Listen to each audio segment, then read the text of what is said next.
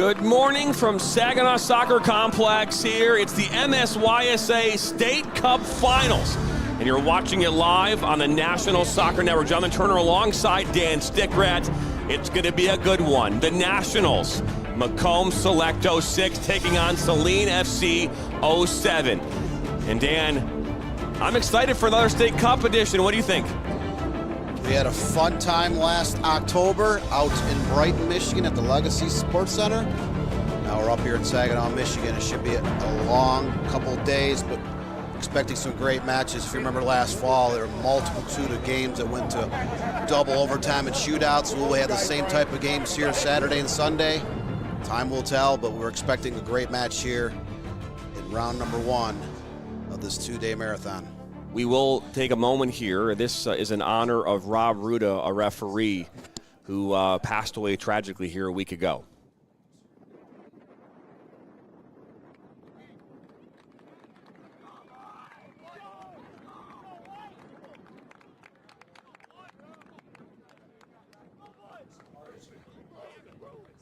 Moment of silence there for referee Rob Ruda. And again, we talked about it quite a bit, Dan, throughout last week and how important he was here to the state of Michigan. We will have be able to bring both feeds into you today here on our station here. We'll have a look there. This is a live look at the other matchup taking place over across the way, the state final. So that matchup, Michigan Wolves and the Michigan Stars Academy. So we can pull in both feeds here today to show you what's going on there.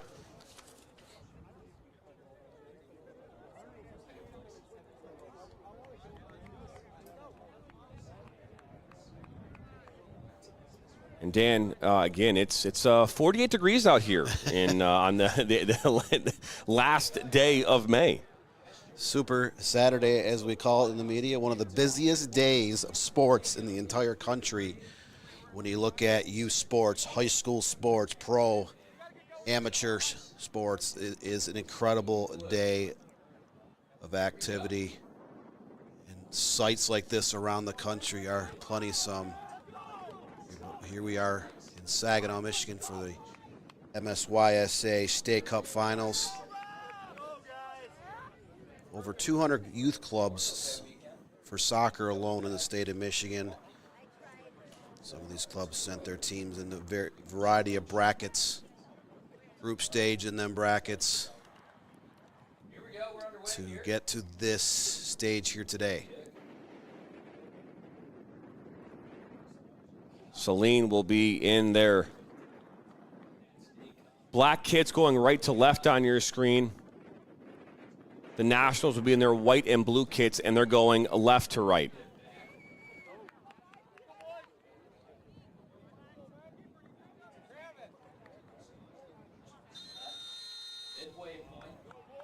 And here we go, officially underway here on this Saturday morning, May the 31st, MSYSA State Cup Finals underway here today. Jonathan Turner alongside Dan Stickrat, happy to have you along wherever you're watching here on this Saturday morning. We're live on National Soccer Network on YouTube and Roku, as well as the MSYSA State YouTube channel.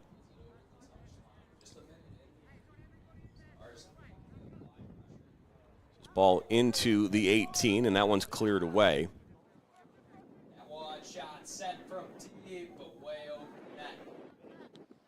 You look at Saline 6-0-0 thus far in the State Cup tournament. We got a 37-5 scoring edge thus far. Defeated the Bay Area Soccer Association out of the Bay City area 3-2 in the quarterfinals. And edge Force SC 7-1 in the semifinals here 2 weekends ago. This ball makes its way out over on the near side. Beautiful morning, though, really. I mean, you look at it, Dan, the sun is peeking out. It seems to be nice. Hey, it's better than the latter. Michigan can give you kind of a lot of that. I have been out and about on this particular weekend many times in my career where it is 85, 90, at soccer games, at like a state track final where it is brutal out on the turf and track. The heat index can get kind of crazy, but a little bit cooler here this week. But those temperatures are coming. This upcoming week, they're talking about temps on Monday and Tuesday and Wednesday being in the mid to upper 80s. So summer is just around the corner, literally. So ball is thrown in on that far side. It's put into the 18. Weren't told who the goaltender was for Saline. I believe Benjamin Madronja is in the goal for the Nationals. Take a look at their team questionnaires, Dan. They have a lot of information provided to us. We don't get a lot of information typically from teams, but this one I seem to see quite a bit of detail here in regards to both these teams. Well, Saline is coached by Lee Rumbold, who is also the girls' high school coach at Saline High School, which is undefeated, and they just won a district championship last night. There are several players on Saline FC's roster that do attend Saline High School, so that, remember last fall, the prep season, Saline got to the Division I Final Four. Several of these kids playing on that side, so this group is used to playing with one another. When you have over half your team from one high school on a club team, that chemistry is there all year round. Ball on the near side here. Sardar Muhammad was there on the ball. Now into Muhammad again. Goalkeeper, by the way, is Eric Friedholm for Saline. As this ball makes its way into the 18, Friedholm will come up with it, and he'll throw it out that far side right away.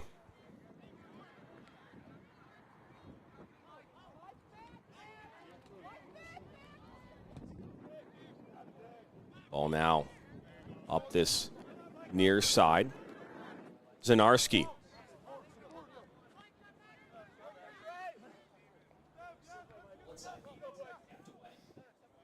Take a look at the Nationals. Macomb, black side, 26-5 scoring edge. They're also undefeated at 6-0-0 in the state tournament. This is another quality team that has had some great battles this season. They're also in first place in the Great Lakes Premier League at 6-0. Oh, look at this. In the regular season. Loose ball there. Zachary Hessler was there for Saline.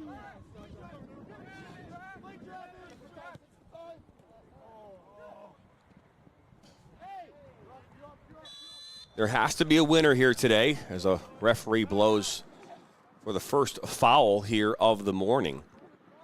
This is the first of 48 games that we'll be producing here on this Saturday, Dan, and it just talks about the growth that we've had here over the years.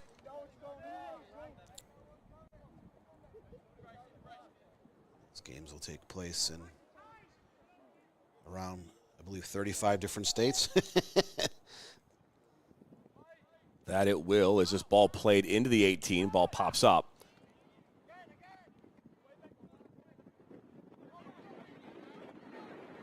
Now here comes Saline. Good work dribbling. Well, that's a good run here on this near side by Micah Gray, but they just couldn't find him. This ball played up now. Nationals. It was Zanarski making his way. Oh, that's a good little shove. Referee says we'll keep playing. That looked like an elbow kind of came up there a little bit, Dan. A little bit kicked up.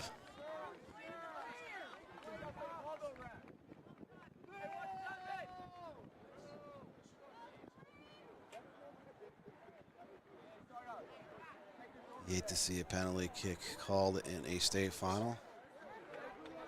Sometimes it does happen.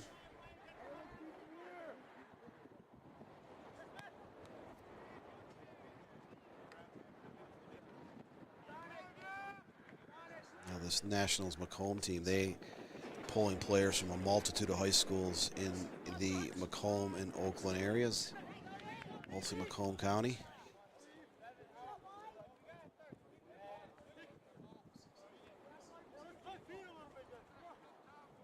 Ball goes out of play once again. Macomb is coached by Jick Shakini.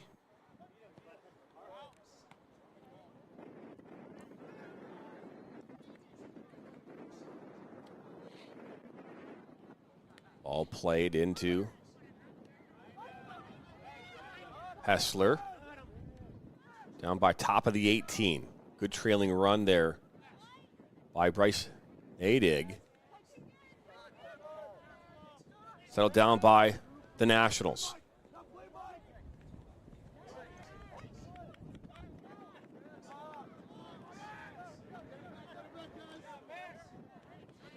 Eight minutes into this one, a little collision. Nothing to show for it quite yet. Only one shot in this game. Saline had a shot blocked outside the box. That is it. We're now in the 8th minute.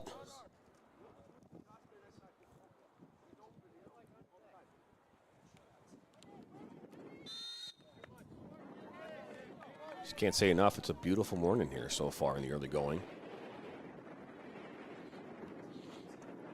A lot of day left, though, Dan. A lot of day left. Well, a free kick coming up here. Micah Gray will put this one back in. Gray, one of those many players on Saline SC's side that does attend Saline High School. Part of that Final Four team last October. High school circuit. He'll serve this in towards the box.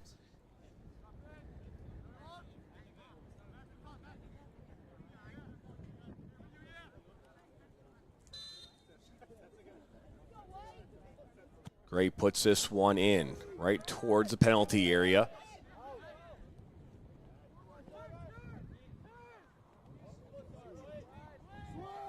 Nationals now make their way. Ball, that's a good ball. Playing to the near side, looking for Zanarski, but that's played at back by Vreeland into Eric Friedholm. Friedholm will clear this one up over midfield and headed right back up.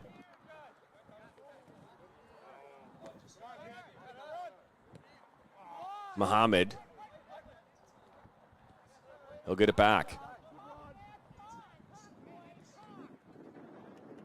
Freehold, the goalkeeper, he also plays for Saline High School. His high school coach, Bartley Liddy, mentioned he never had seen a player improve so much over the course of a short high school season. He was one of their goalkeepers on the varsity squad, and that team,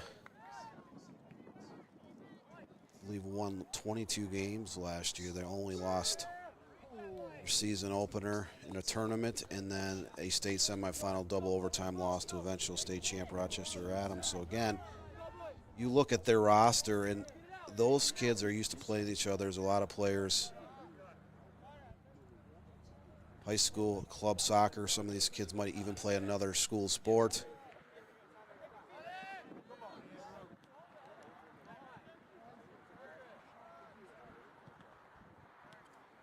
There's something to be said about chemistry in sports. You know, sometimes you'll even look at a small, high school or a small local club, and you can say that about a lot of different sports where those kids just used to playing sports together. Look at this, up that far side. Tracked down by Saline, and now there's a shot by Poole that's blocked.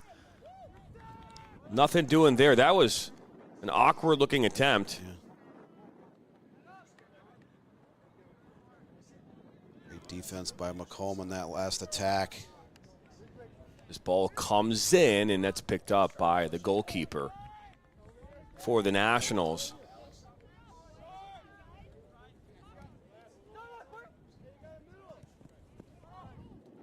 Drona on the stop for Nationals.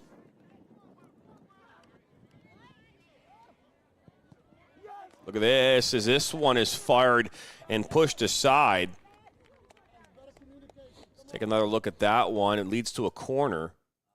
Poole on this play, getting into the 18, and then a little kick save by Madranja. Kinley Poole plays over at Ann Arbor Huron High School, just down the road from Saline, about 10 miles away. Huron's been, the last 2 school years, has spent some time in the state rankings, boys soccer side. So again, you're starting to see the parallels where players on these club teams are coming from certain high schools that have done well here the last couple of years. Into the 18, another kick save, and pushed this side out for corner number 2. Jerona, the goalkeeper, Macomb, using all parts of his body to keep the ball out of the webbing of the net.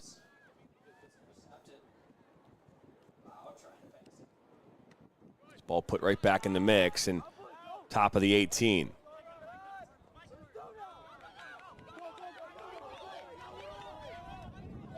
Now, here comes Zanarski. He'll put that to the far side, into the 18. Out will come Friedholm. Might be pronounced Friedholm, Dan. It is F-R-I-D-H-O-L-M.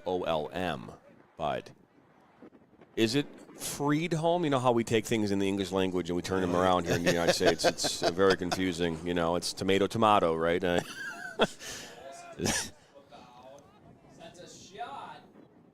So this ball makes its way back to Madranja. Appreciate you tuning in here today. It's State Cup Finals weekend. These teams are playing for a chance, fighting for a chance to move on to regionals, where if you could get there, then you give yourself a fighting chance for a national championship.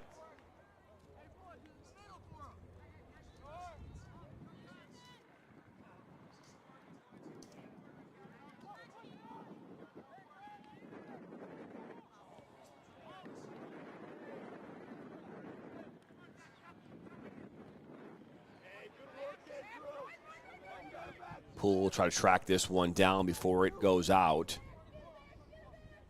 Unable to do so. Actually does, but then this one will actually end up going out of play and be a goal kick.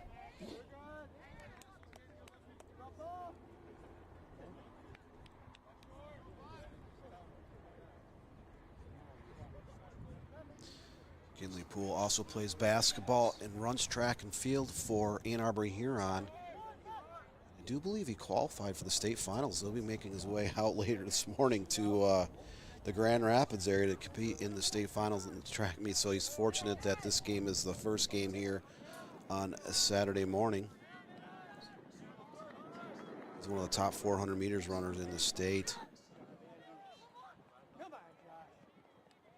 2 weekends ago at a regional at Ypsilanti Lincoln, Kinley Poole clocked at 48.26 seconds in the 400. You can see him on that left wing, those long strides, absolute explosive speed, just a great all-around athlete. And playing 3 high school sports plus club soccer.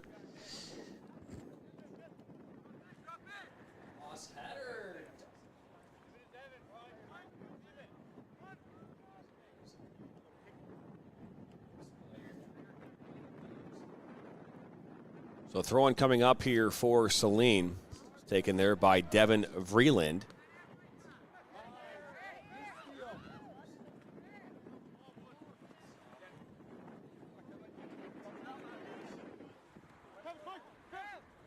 Eight games in total here today up at Saginaw Soccer Complex. You're looking to take a shot. Nope, they'll put this one into the 18. Just too much pace.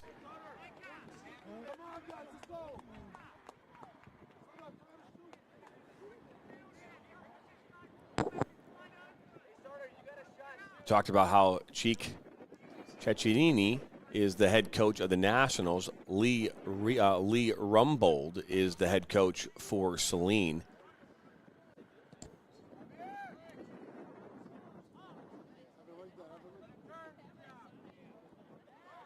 Rumbold's done a great job, again, both club and high school soccer. There's a turnover. Look at this. Yeah, it's Poole now. Poole on his right foot. And in! Kinley Poole answers here in the 17th. It's 1-0. Just a little bit misfortune for Nationals. Tried playing that ball out of the back. Poole intercepts it outside the box, weaves through traffic, and about 16 yards out, leaves no doubt, tucking that ball into the back of the net. Another look at it here. Look at that. Just finds a way to put it past Madranja, and just like that, it's 1-0 here in favor of Saline. 6 total shots, 3 on target. Saline finally takes a 1-0 advantage. They've had a lot of pressure here in the last 10 minutes.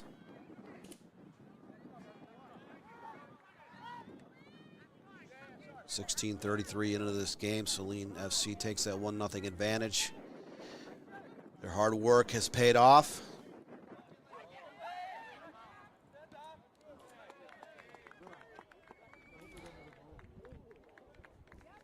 That goal coming in the 18th minute. 17th minute, I apologize. Kinley Poole goes to Huron High School as a junior, part of the Honorable and National Honor Society. Also plays track and basketball.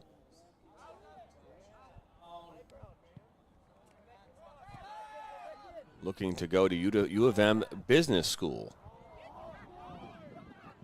Just an amazing athlete, and he's getting it done in the classroom as well. So just a few. Look at this, another chance here just inside the 18. Said just a few minutes ago, when this game is over, he'll be heading over to Grand Rapids to compete in the Division I State Track and Field Finals with Ann Arbor Huron High School.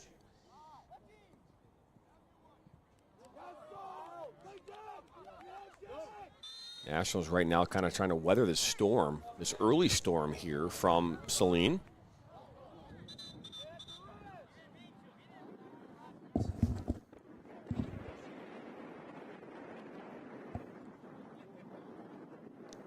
A free kick coming up here, 20 minutes into the game, 45-minute halves in this one. Still 0-0 right across the way. Take a live look here. There's a corner kick taking place, I believe. Just keep an eye on this one. It is a corner. We'll come back to live, but let's keep an eye on that field. And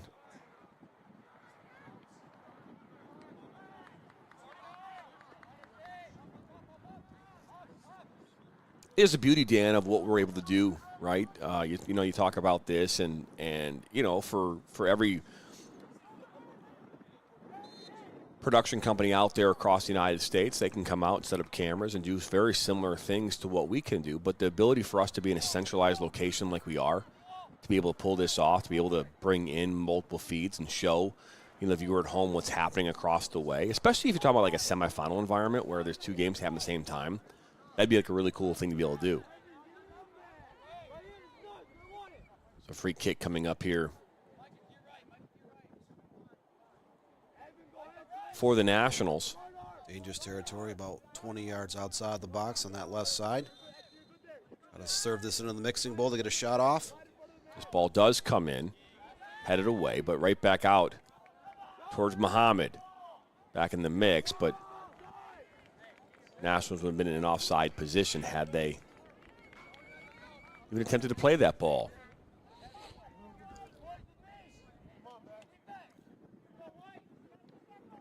Travis Claypool, who's a member of this national side, is committed to Spring Arbor soccer. Vincent Montgomery is also committed to Spring Arbor. Max Sansom is going to join Heidelberg. Josh Ross is a De La Salle State champion. Nolan Viviano committed to Calvin Track. So Nationals have some players going off and playing at the collegiate level here. Now, good look here coming up for Saline.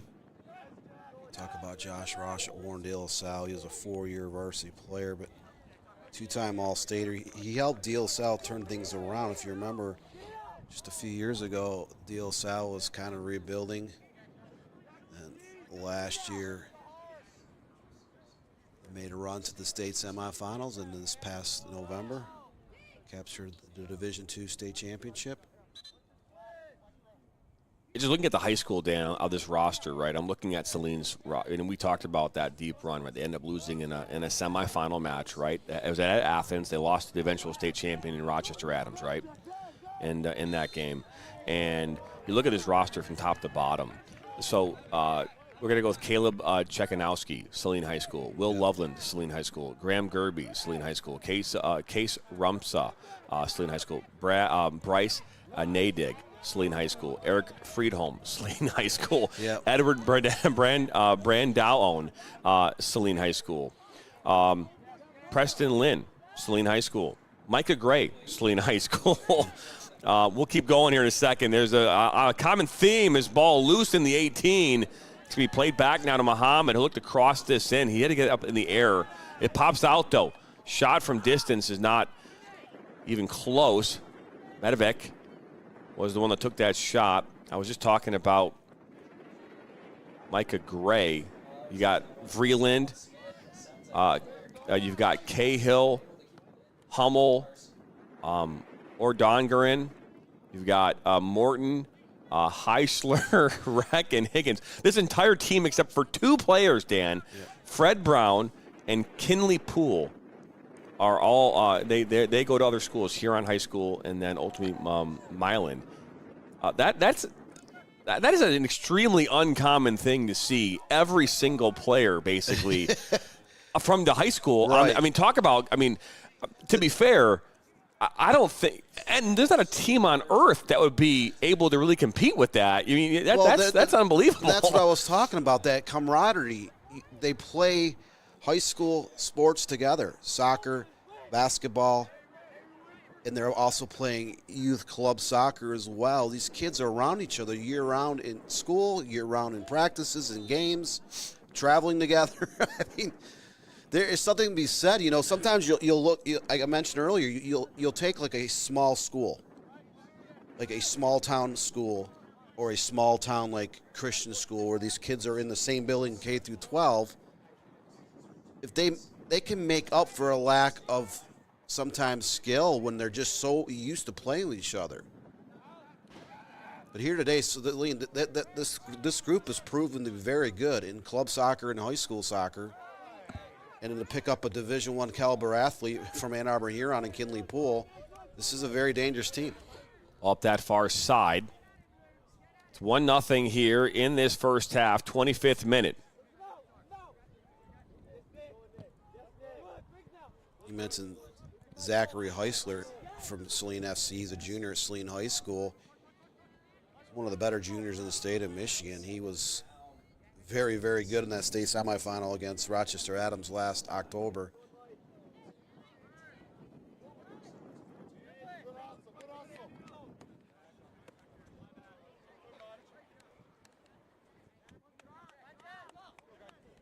First comment of the morning coming in. Sam Leone says Captain Ross.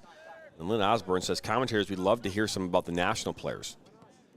Well, what I would say is this, is that I was given a book from Saline. I was given a short story from the Nationals. So if that helps kind of enlighten you on how much information we may have about a specific team, we don't have a lot. What I can tell you from the information we have about the Nationals, and we can go from here. They won the semifinals last year, playing down 70% of the game after one of our key defenders was red carded in the first 20 minutes of the game. The team reorganized and won 3-1. Again, we look at some of the players who have been are going off to college. We have a list of those players. Again, we were given limited information about the Nationals, so if you have any information that you'd like to provide to us, we'd love to be able to share that with you at home and the viewer. I just don't have anything to share from any information provided by the Nationals. So, again, we are given a ton of information from Saline. Nationals. Yellow card was just issued, though. Not quite sure for what. Nationals, you look at between regular season play in their conference and the state cup tournament. This team 6-0-0 in the state cup, 26-5 scoring edge. They defeated Midland Fusion 2-1 in the quarters, and T-Bay's North Storm 3-1 in the semis. And T-Bay's North Storm has a lot of very good players that play high school ball up in the Traverse City area. They're 6-0-0 with a 19-6 scoring edge in the regular season, currently in first place of that Great Lakes Premier League. Yes, they did lose in this last year's State Cup 5-2, the MFA Revolution out of the Grand Rapids area.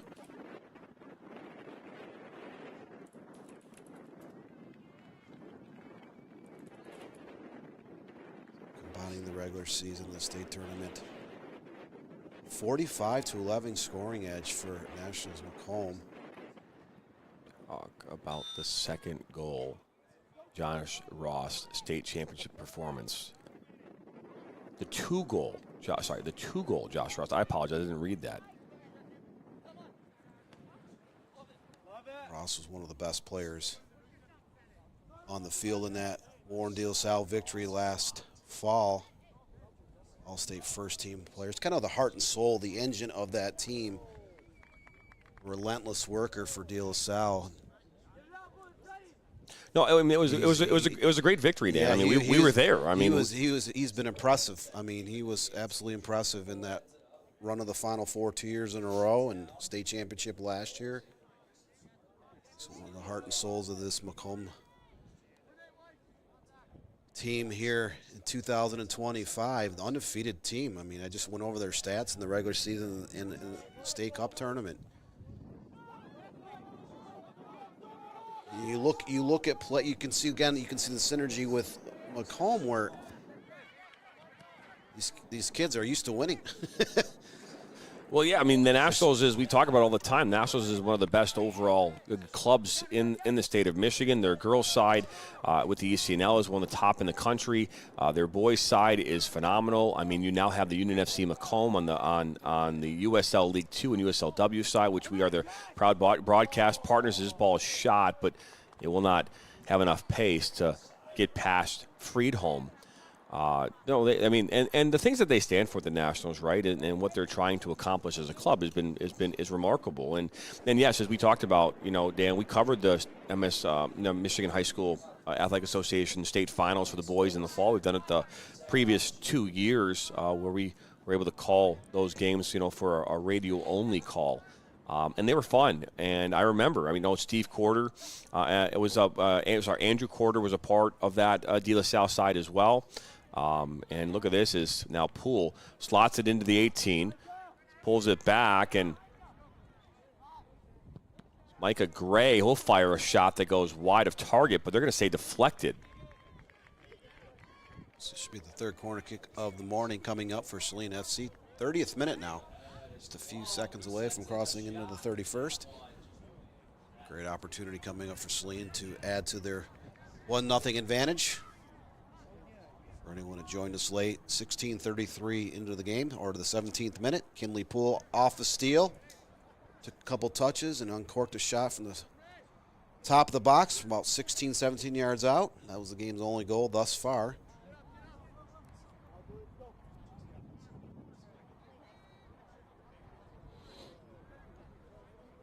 I mean, to be fair, Dan, aside from that goal, there's not much to speak of in regards to offense in this game. I mean, possession's kind of gone both ways. We've seen at times that Saline's been dangerous getting down into the final third, but there hasn't been a lot of activity. You keep track of shots and that whatnot. How many shots have we seen so far in this game? Saline has a 7-2 overall shots advantage, 3-1 on target, but most of those shots came within about a 3-minute period. They flooded there for a few minutes and got some opportunities. Mastrana, the goalkeeper for National Macomb, has a pair of saves thus far. Good chance there for Heisler. This will go out again. So it looks like another corner kick coming up here, Dan. I mean, they've had quite a few of those here in this first half. Should be number 4 coming up.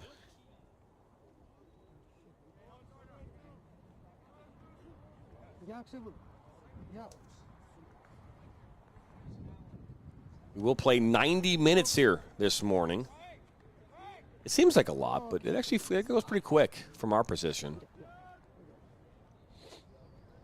There are several players on both these teams that will play at different levels of college soccer here in the fall. So that ball went all the way through the entire 6-yard box on the corner. Not something as a coach you would not want to see that. You don't want to see a ball bouncing around at the top of the 6 all the way through and nobody touching it. That's not what you'd be looking for, and that's for both sides. You got on the attacking side of that was Saline trying to get on the end of it, and the Nationals just, again, not getting on it either. So it's not a common thing you see as a ball travels through a corner.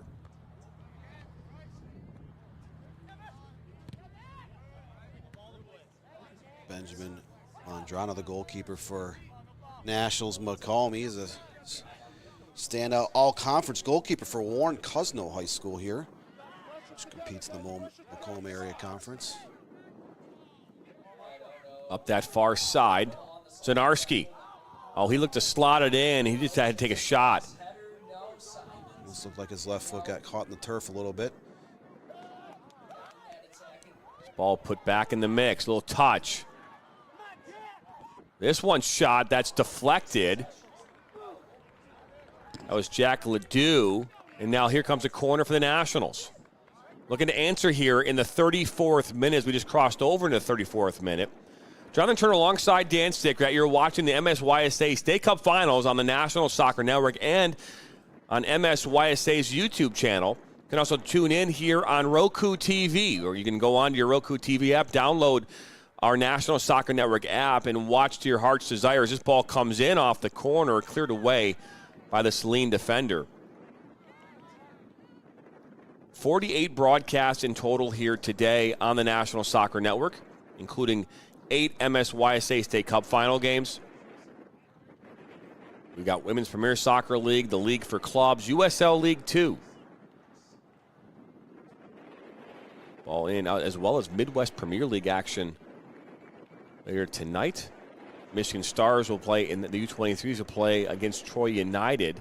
And speaking of Stars, here is the Stars right now. On the youth side. On the youth side, taking on the Wolves. I believe that game is still 0-0. And they're slightly ahead of us. We'll bring you back in live here to Field 3.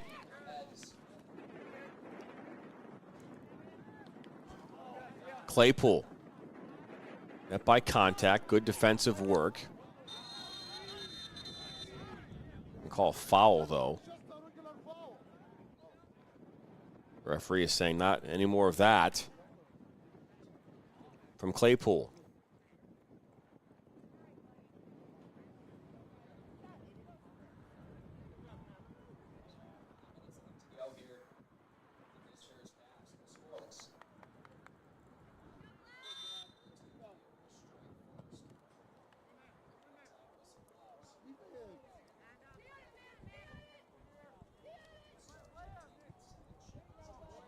Ball out of play.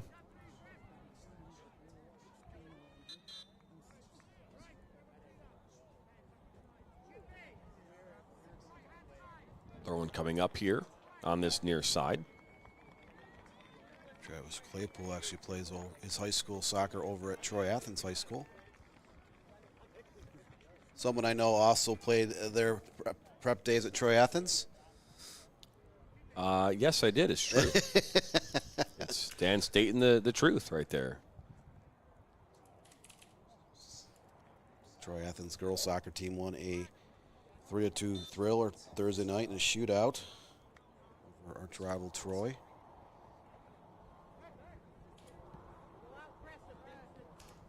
Saline looking to find another goal here to end this first half. The Nationals trying to find an equalizer. Ball was settled down by Hummel. To go in transition, ball up that far side. Looking to get into the 18, looking to cross it. It is actually deflected on its way towards Friedholm. Third save of the morning for Friedholm. 37th minute now. little bit, about 8.5 minutes left here in the first half.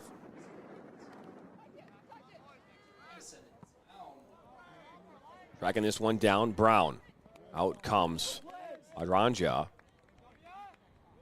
O'Mealy knock it up towards midfield. Foul was called, so restart coming up here for the Nationals. I think it may play quick, but unfortunately, Saline kind of read that well, so they'll settle this down, probably maybe do a direct ball here towards top of the 18, try to create some chaos.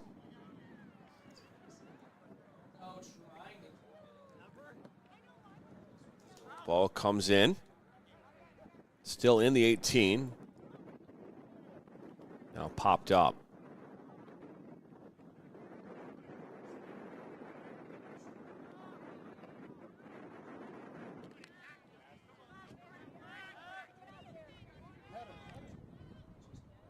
Pressure there from Saline. That's going to be a foul. It's a good idea. Heisler was there. Just went to the back of that Nationals defender and stops that promising attack. Still remember that goal that Heisler scored against Rochester Adams in that state semifinal. Also saw him score a goal, I believe, in the regional finals over Monroe last October. Explosive player on that right side, very fast. Very good with the ball on the move. Players that you have Kinley Poole on that left side with his track and field type speed and athleticism, and Heisler on that right side. That back line of Macomb needs to be alert at all times throughout this game.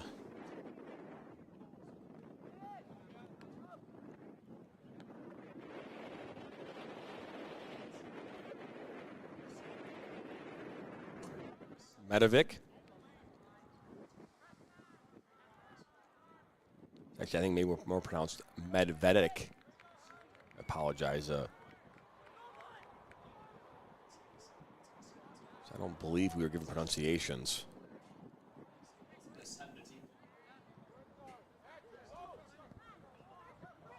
Muhammad.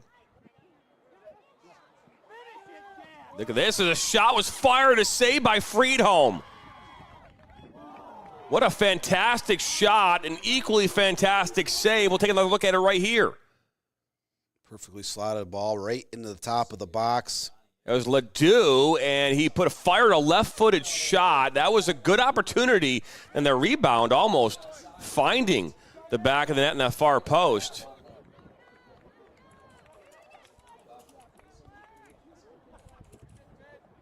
And Dan, that's the kind of thing Nationals need right now, right? Even if, hey, it didn't go in. Obviously, you want those to go in, but the momentum from that. Now you're going to see maybe some things pick up here, pick up some steam.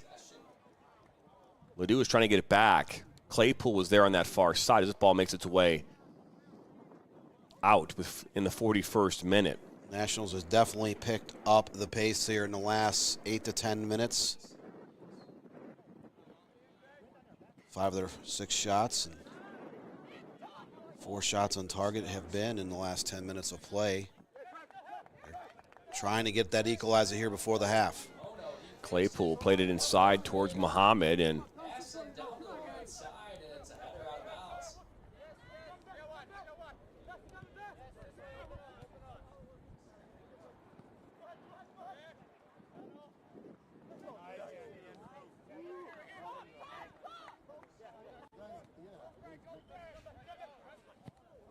Sansom plays it into the 18, but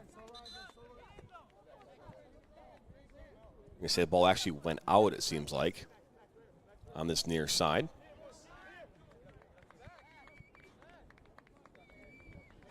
Jack Ledoux had that last shot here a minute ago for Nationals.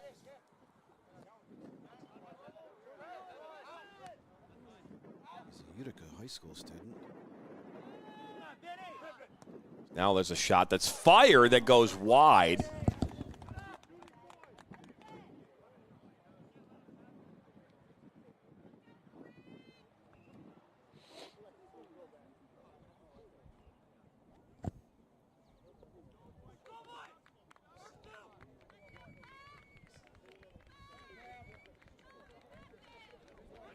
Getting towards the tail end of this first half, 1-0, a 17th minute goal from number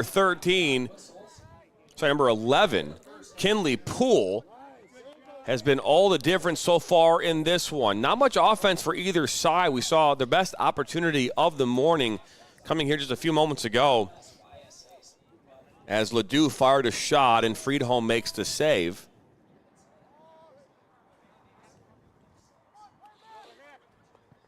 Still a lot of time left to go in this one, Dan, as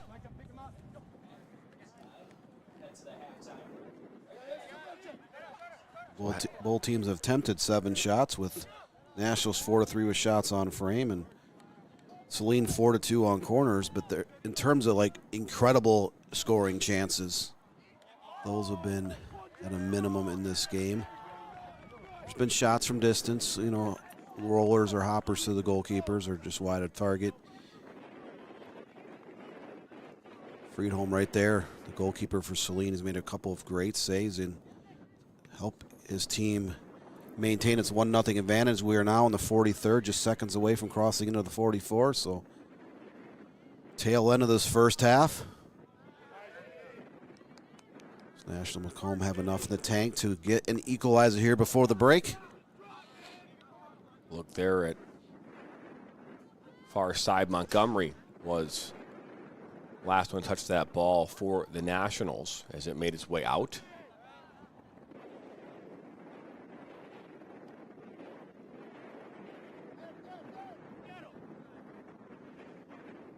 Ball is played in. Look at this. A little touch. Just can't settle it down.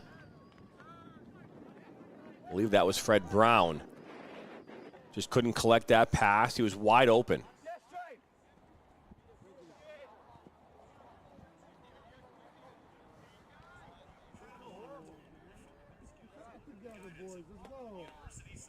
I notice they subbed Kinley Poole out again. He needs to depart for Grand Rapids for the Division I state track and field finals on the high school side. I don't know if he's already left or just been subbed out of the game.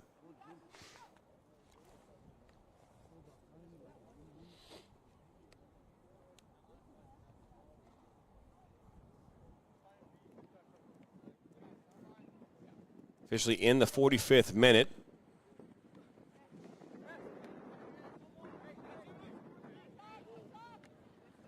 Another game between the Stars and the Wolves is at halftime. It's goose eggs.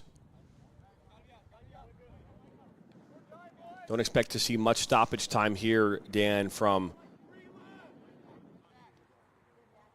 in this first half. Just one yellow card and one goal in the first half. No prolonging injury timeouts, so just officially crossing the stoppage time here about 5 seconds ago.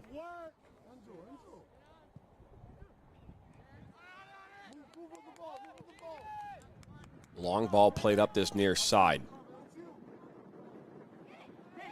Good battle into the 18. Ooh, it's a hard tackle, but that will end up going out for a corner kick. So an opportunity here in the waning moments of this first half here for the Nationals. It was Claypool who was in on the play.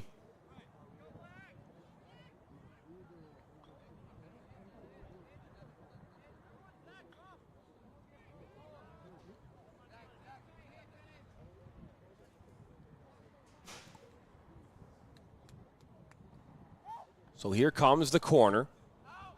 Ball is played in. Ooh, a bicycle kick attempt. Just couldn't get around on it. And that will wrap up this first half. I think actually, no, they're going to say it was maybe a dangerous play.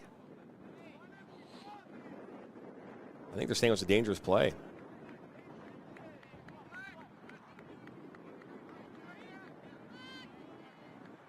So the fact that the referee has his hand up was either a sign of it was dangerous, offside, but I don't know how it'd be offside. But either way, that will end up this first half. It was funny, a few seconds ago, the way the players were walking and the fans were clapping, you would have thought, well, the half is over. But the referee allowed one more play, one more free kick, and then blows his whistle 10 seconds later. So look up on that scoreboard. That's where we stand.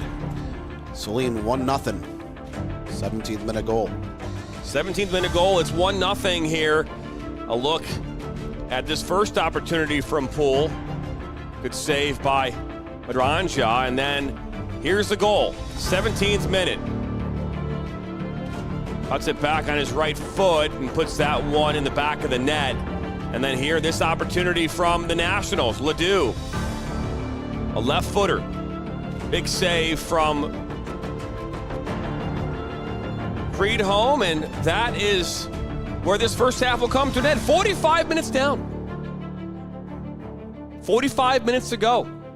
Will Saline hold off? Come away with the state championship? Will it be the Nationals? We'll find out after this.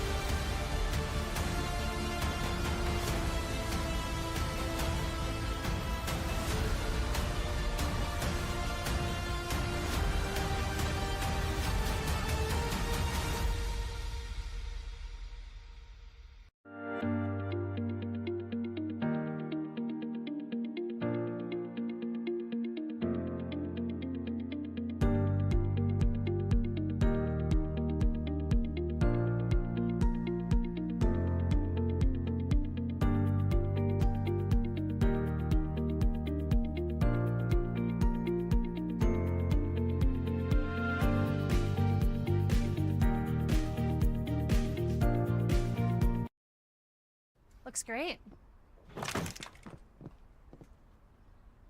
Oh. When termites show up, so do we. Terminix it.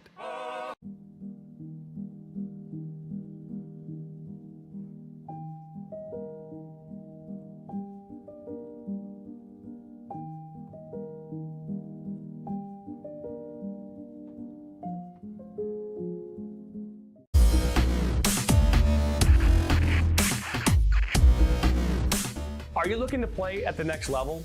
MSN is now offering player recruitment videos. We are excited to partner with you and your family in getting you to the next level. To learn more about our packages and what we offer, head over to the MichiganSoccerNetwork.com. Remember, your journey starts with a click.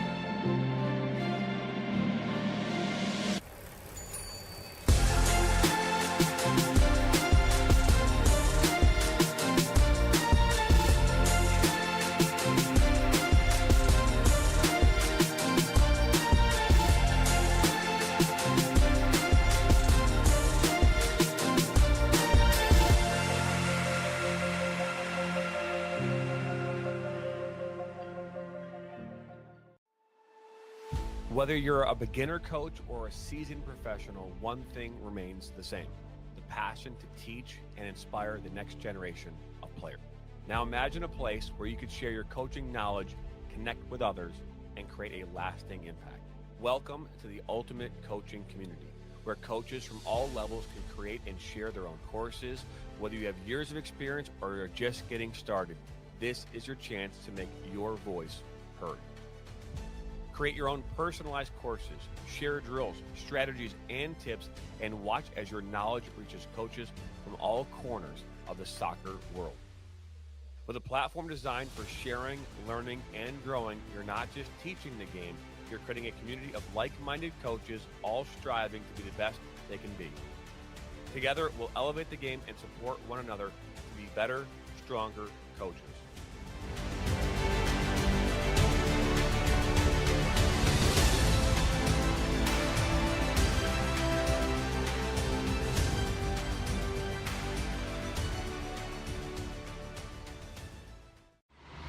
The 2025 UDM Boys Summer College Prospect ID Camp is designed for field players and goalkeepers seeking exposure to college coaches, professional training sessions, competitive matches, and insight into the college soccer environment. Directed by the UDM men's soccer staff, this camp is ideal for players serious about advancing their soccer careers. On July 26th and 27th, the camp becomes a perfect platform for aspiring athletes to showcase their talent and commitment. For more information and to register, visit DetroitMercySoccerCamps.com.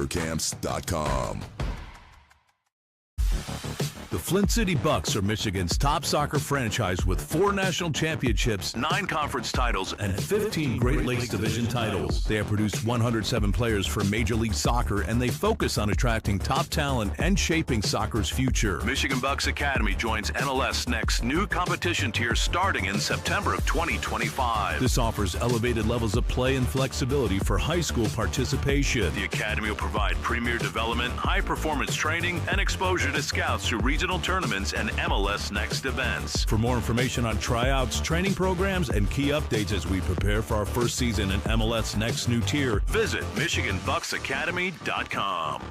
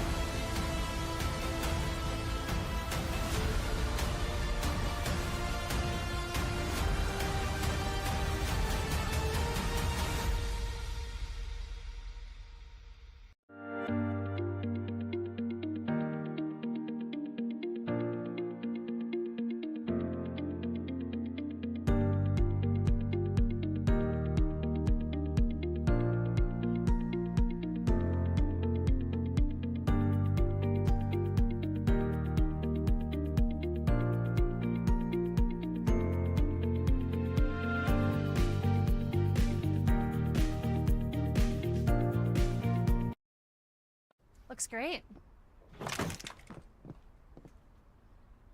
Oh.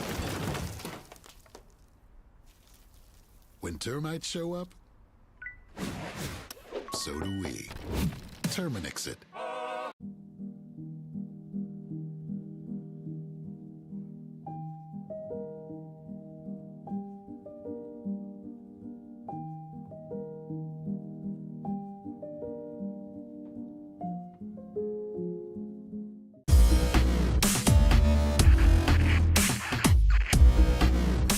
Are you looking to play at the next level? MSN is now offering player recruitment videos. We are excited to partner with you and your family in getting you to the next level.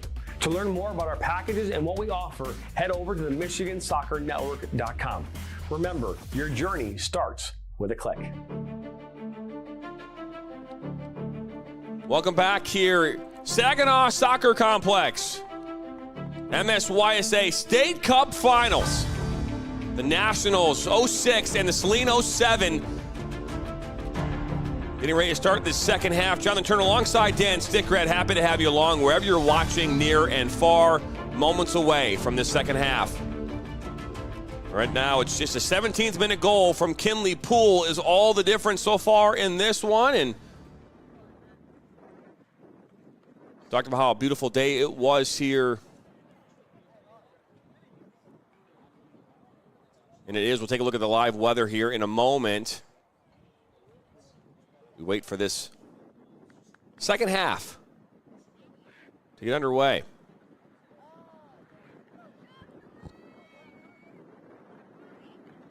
Kinley Poole had that go-ahead goal for Saline in the first half. Looking up here during the halftime break, he is part of Ann Arbor Huron's 1,600-meter relay. That's a 4x4. They're seated second at the state finals today out in Grand Rapids, second to Oak Park. They're in the fast heat. They'll be late this afternoon, but Kinley Poole also qualified for the 200 meters and the 400 meters, one of the top 8 seeds in those two races.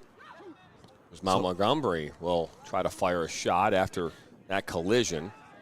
So Poole had the goal earlier. I believe he has already departed for Grand Rapids to compete in the high school Division I track and field finals.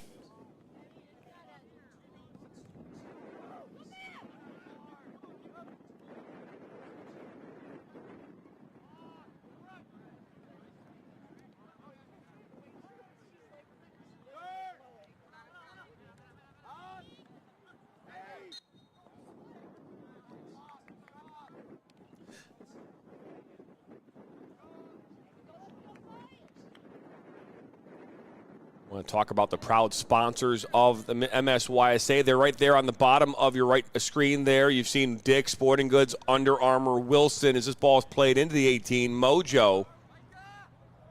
Muhammad makes his way in. Good battle from him. This ball finally kind of makes its way out. Amazon Smile.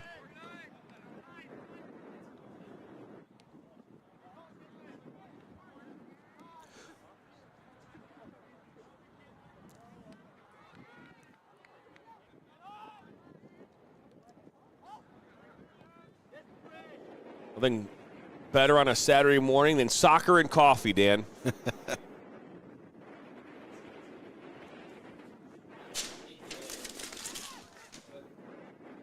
But Dan, you don't like coffee, so I guess for you it doesn't really count. But it still is Super Saturday. If you can't get your fill of sports on this particular day, this particular weekend in the state of Michigan, then I don't know what's wrong with you. There's so much going on out there. It's just an incredible weekend. The temperatures aren't blazing hot like they have been in recent years on this weekend, so players won't be exhausted.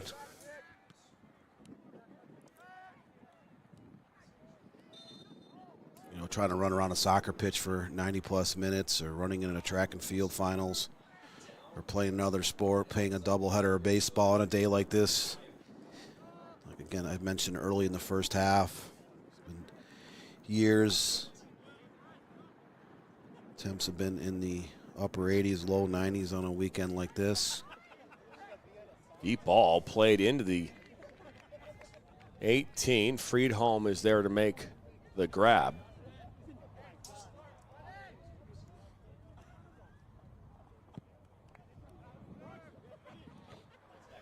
Talk about this. First off, I think it's kind of, I always say it's odd as a goalkeeper, as a former goalkeeper myself, that goalkeepers pick numbers that are not that 0 or 1, right? I've always found that to be, again, because that's how I grew up playing. It was like you were 0-0, you were 1, you were, or 0, right? It was like those three options. This ball is played into the 18.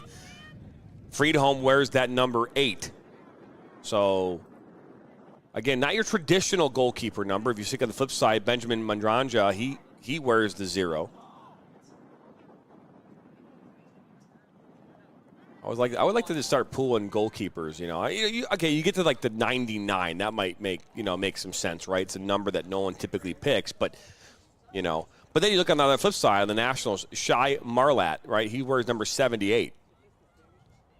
Like what is 78? Is that like a favorite number? I would love to ask players this question, because it's like, remember growing up, Dan, it was 0 to 25, right? You had a 0 to 25. There wasn't a 37. There wasn't a 49, right? We see Ledoux 49. We see Bashir Naiji. He's got 47. So it's like, I mentioned this. I want to talk just about goalkeepers. I just had this conversation a couple weeks ago with a coach. And I said, it used to be a time where goalkeepers wore 1, 0, or 00. If you carry 3 goalkeepers on your roster, whatever level of soccer it is, that's what you went with. Now I'm looking at rosters, in high school, youth club, the amateur pre-professional soccer space, and the goalkeeper's wearing 99 or 1 or 48. And it's like, okay, why? You're right. What is their significance? Because I can't imagine these teams have retired all their numbers. No, I think it's a question we should probably be asking more of our players. Like, why? What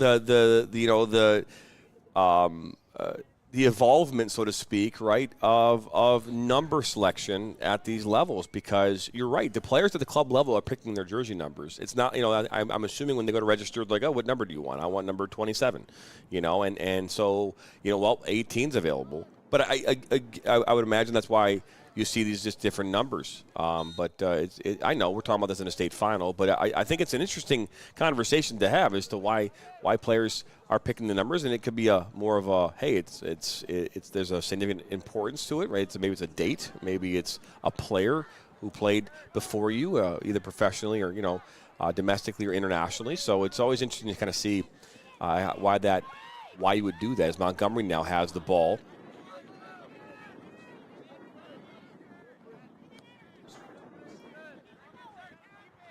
Talk about this. 8 games here today for the Michigan State Youth Soccer Association State Cup Finals in Saginaw. We are currently on field 3. The Michigan Wolves Michigan Stars game is currently 0-0 right now next door at field 6. That is the first set of games here today. We've got 3 more sets. So 2 more coming up here at 11, 2 more at 1:30, and then 2 more at 4 p.m. We'll be back at it again tomorrow morning at 8:30, 11, and 1:30 as we'll finish up the State Cup Finals. 14 games in total this weekend. We did the State Cup Finals for the girls' side back in the fall. Did that at Legacy Sports Center in Brighton. There was 10 games in total over 2 days, so a little bit more here this go-around. And we're in our first year here with this new contract with the Michigan State Youth Soccer Association, being able to provide what we believe to be a higher level of quality of broadcast than the years before, and we continue to try to strive to do this. This ball is played in. Friedholm will make the grab.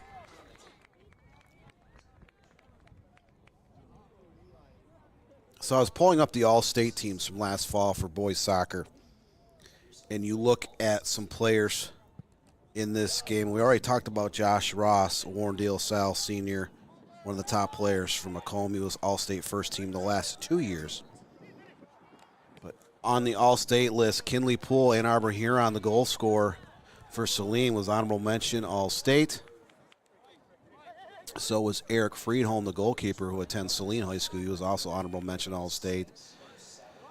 Zach Heisler was all-state third team. He's Saline Jr. He's one of the forwards up top here today for Saline FC. And then Jackson Phillip, the center back for Saline FC. All-state second team center back for Saline High School. So look at this, Ledoux now. Ledoux on his left foot. That one's blocked. The ball makes its way to Montgomery, who will look to take a shot, and Friedholm will just cover it up right there at the near side.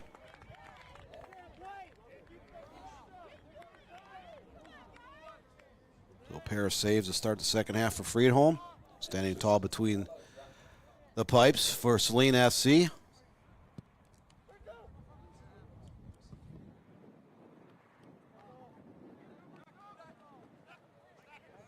There is Kinley Poole back in the game, so he has not yet departed for Grand Rapids.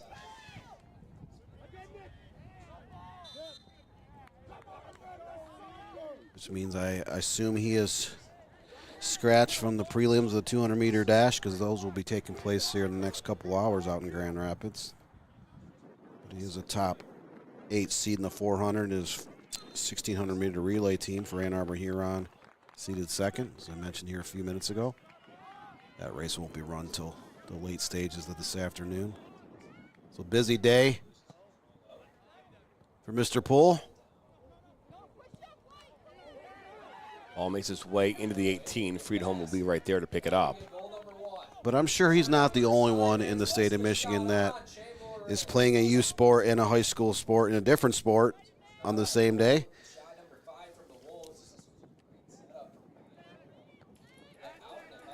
You know, depending on what state you're in.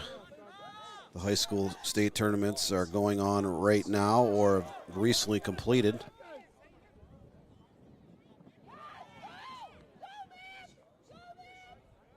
States like Georgia and Arizona, they just finished their spring seasons for high school sports.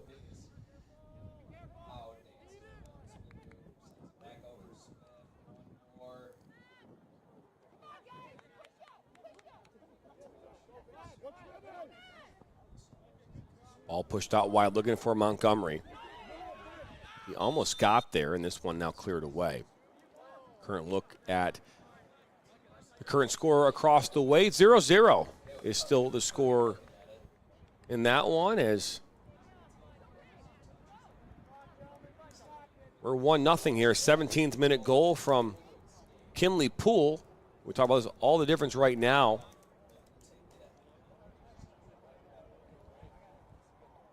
And now the current poll on the National Soccer Network YouTube channel. 11 votes have come in so far. 91% of you have the Nationals winning this game. 9% have Saline. Let us know where you're watching from, who you're rooting for. We've had engagement from all around the world. We know that for some of you, you can't make it out to Saginaw today, so you're calling. Now you're sitting in your living room. You're watching this game maybe on the porch with a nice cup of coffee. All that sounds wonderful, by the way. Looking out, maybe on one of those nice swings, on the front porch, right? Got your iPad out, maybe with this a cup of coffee, enjoying the beautiful morning and watching some soccer along the way. Just a minute ago, Vincent Montgomery had a shot for Nationals Macomb. Montgomery, senior at Port Huron Northern, just graduated here a couple days ago for the Husky. He was an all-league and all-district forward last fall for Port Huron Northern, so another player reaping in some postseason honors in the high school circuit. Viviano there was trying to kind of weave through those defenders for Saline SC, unable to do so. Poole looked to go inside, was looking for Micah Gray. Ball over the top, looking for Claypool. Now Claypool comes in. Ball's loose and in! The Nationals equalize in the 58th.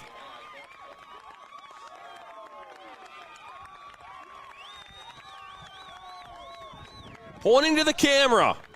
He's ready for the pros. We'll take a look right here.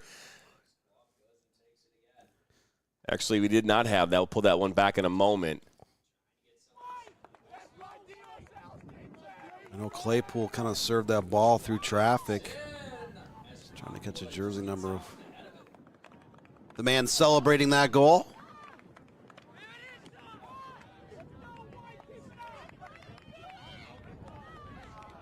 So it's 1-1 now here. And the equalizer, the Nationals in this second half were kind of, again, we're showing more offense than in the first. They seem to be a little bit more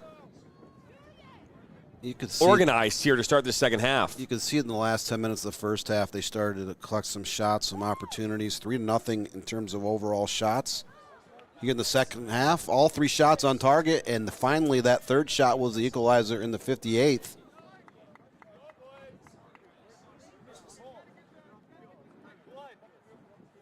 Still waiting.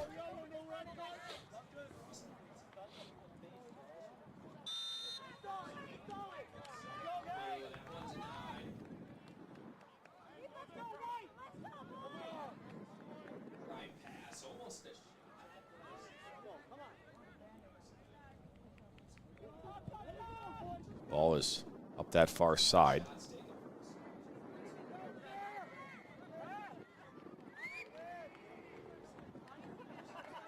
Just had an issue with our instant replay. I am trying to work on getting that solved here right now, so.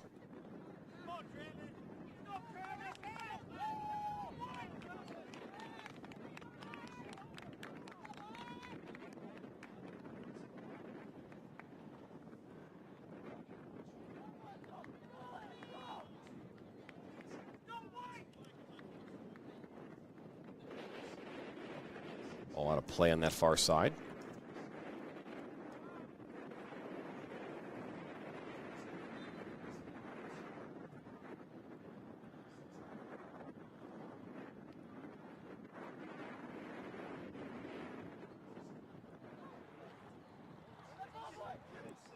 Now in the 60th minute, just getting ready to cross over to the 61st. Plenty of time, but this game has been equalized here just a couple minutes ago. Saline SC took a 1-0 advantage in the first half, and Nationals Macomb tied it up. There's a look shot. At that shot that goes up. I don't know if he got a touch on it or not. No, he did not.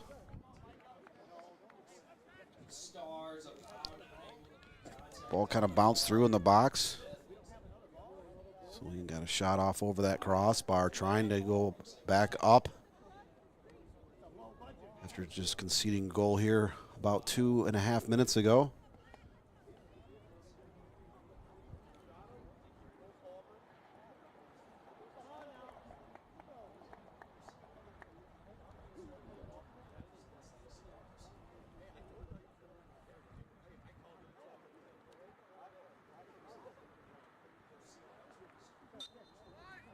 Looking at our YouTube poll today, Jonathan. 77% of the fans say that Nationals Macomb will win this game. 23% are picking Saline. I did get the replay here. Here it comes. Took me a moment. I apologize. It was scored by none other than Joshua Ross, who put this in the back of the net to make it 1-1. So Ross scored 2 goals in the state championship for De La Salle, getting 1 here in this state championship. So Josh Ross knows how to show up in big-time games. That was kind of a nice chip cross by Claypool to get that ball in the Ross. Ross weaved through traffic's kind of a sliding shot. Put that in the back of the net, but the Nationals on the move once again. Set piece about 40 yards out on the left side.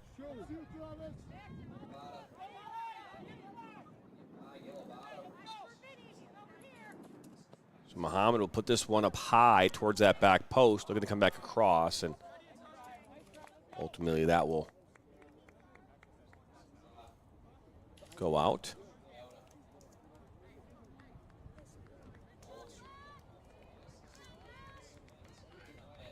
As Sam Leone says, what did I say? Captain Ross at his finest. Yep.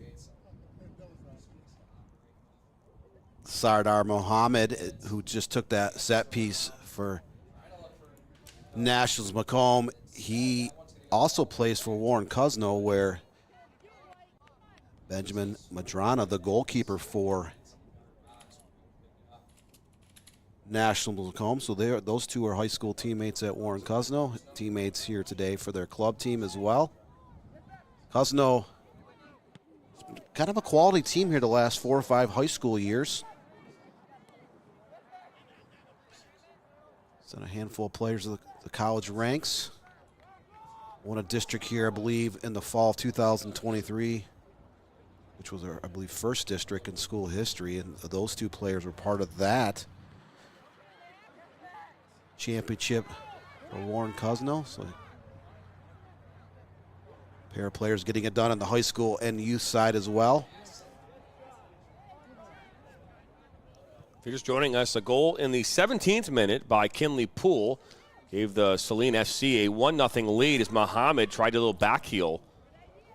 Didn't go through. And then here just a few moments ago, back in the 58th minute, it was number 22, Joshua Ross for the Nationals, who found the equalizer. And that's where things stand in this state championship final. This ball comes in. Remember, there has to be a winner here today, so that's all I'm going to say about that. Muhammad looks to put it across. Doesn't go.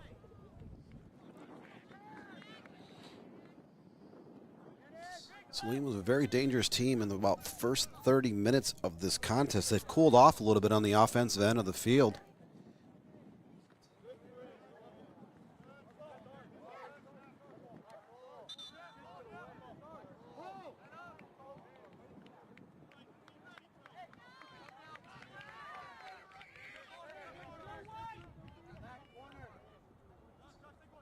Put together a MSYSA State Cup preview story on the NationalSoccerNetwork.com last night. Kind of looking at each of the 28 teams and what they've been able to do here this spring, regular season in the State Cup tournament. Look at this now. His ball shot fired, freed home. Makes the save. So 7th save of the morning for Friedholm.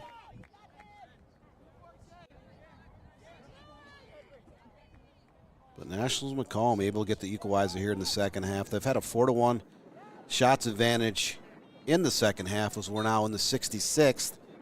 4-0 with shots on frame. This game is still tied.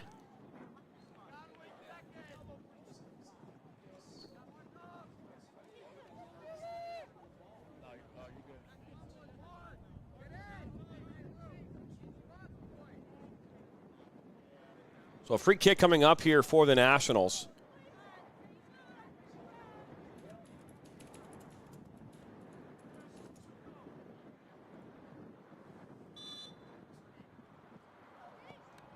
Ball put into the 18.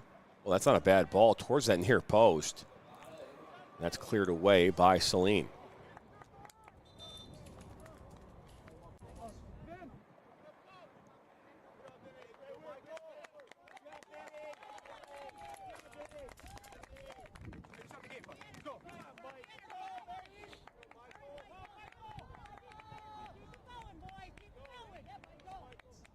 We'll see a throw in the 67th minute. More votes have come in now as the Nationals find that equalizer.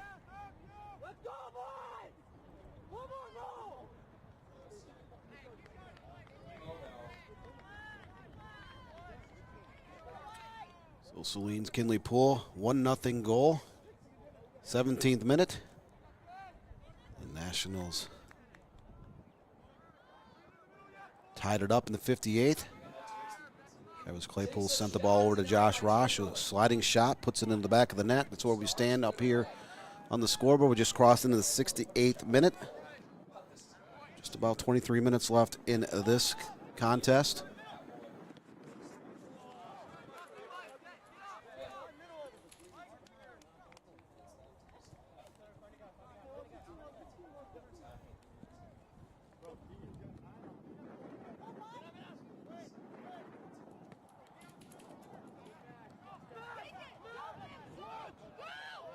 Up over midfield.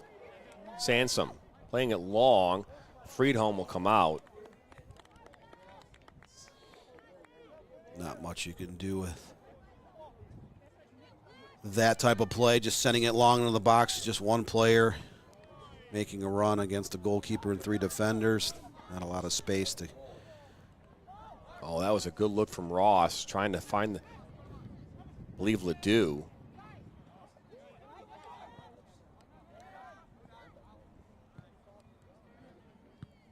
So far, a pretty clean game, Dan. Nothing really to mention, right? I know there was one yellow card, but I don't think that was for a foul. I believe that was more Likely language. probably. Yeah, just 12 combined fouls between these two sides here this morning. No, major, takedowns or blades or anything significant.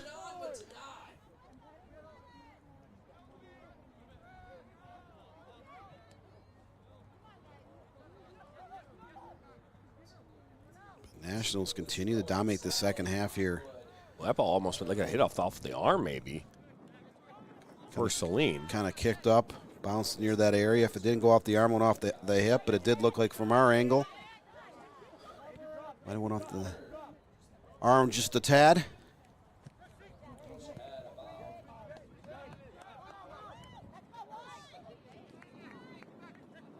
Ball makes its way to Colbiz. Nationals doing a good job, a little bit of possession ball here in the second half. You talk about the speed up top. We'll pull Heisler and Brown for Saline. They're not effective if they're not getting the ball.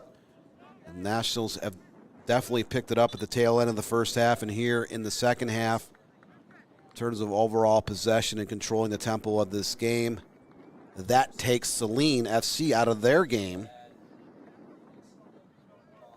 So we'll see if either team makes any type of adjustment here down the stretch. We're now in the 70th minute, just a few seconds away from crossing into the 71st. Saline SC, Nationals Macomb, a 1-1 draw here in the U19 Boys Premier State Cup Final. Saginaw Township Soccer Complex, west of Saginaw, Michigan.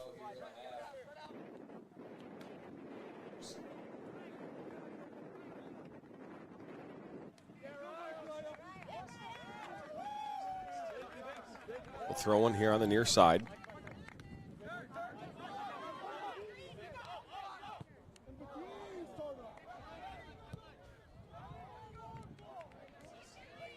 Shot put on, Chamberlain on the save.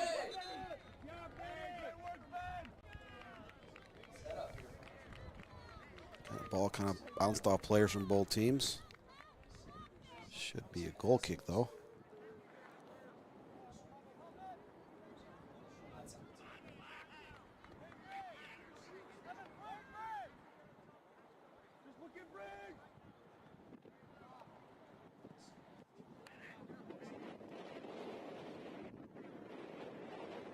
Right at midfield.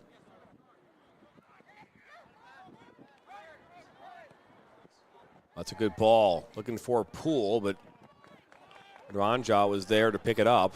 Throw it out right away, but unable to keep that one on was Inarski. You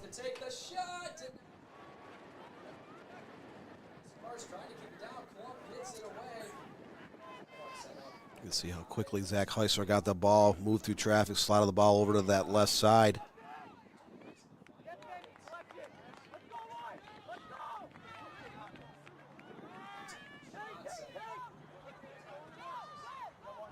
Our throw to the near side, Zinarski.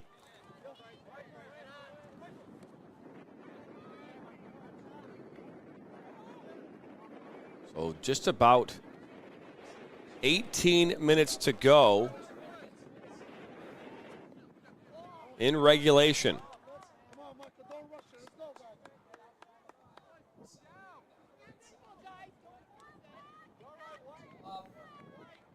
Ball back to Friedholm.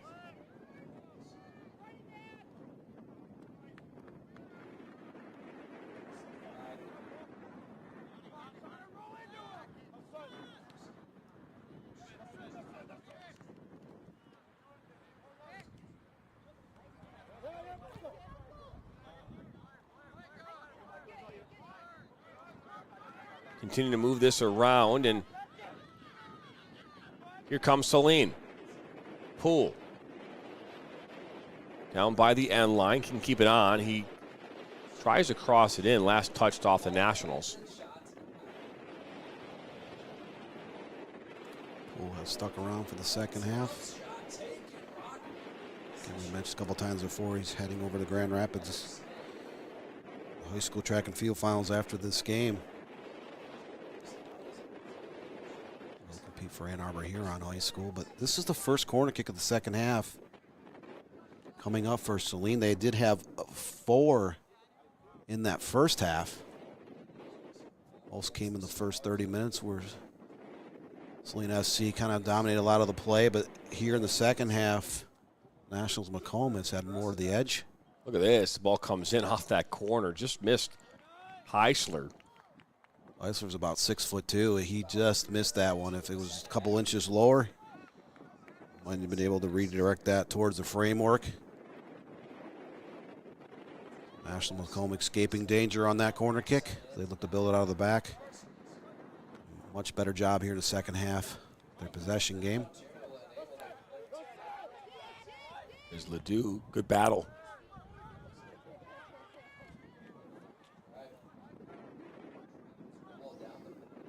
I remember the fall, Dan, very vividly.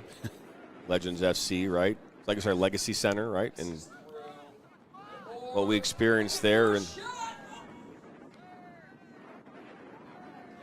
And I remember it very vividly, Dan, very vividly. That's all I'm going to say. They say if you speak it out into existence, it's not supposed to. It's supposed to like stop the curse. But I don't want to say anything at this point. So I just going to say I remember it very vividly. A great start to our weekend as this ball's played into the 18, and that's all I'm going to say about that. I know exactly where you're going. I'm thinking about a multitude of games that took place that weekend. Out in Brighton, Michigan. I think about the many games I saw in the high school season as well. Certain common things about a lot of those youth club and high school games that we sat through last fall during October, November. But I won't say the reasons.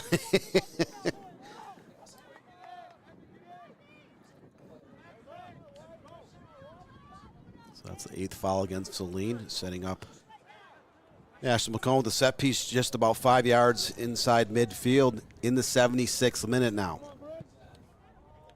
Ball comes in. Friedholm goes up. Will make the grab.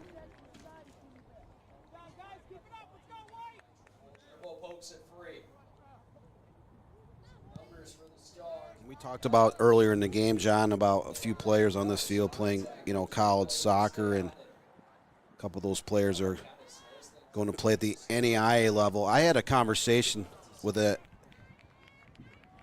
earlier this spring with an NCAA Division I college soccer coach, and we talked about that just because an athlete signs to play sports is not an NCAA Division I school doesn't mean they're not any good, doesn't mean their teams aren't any good.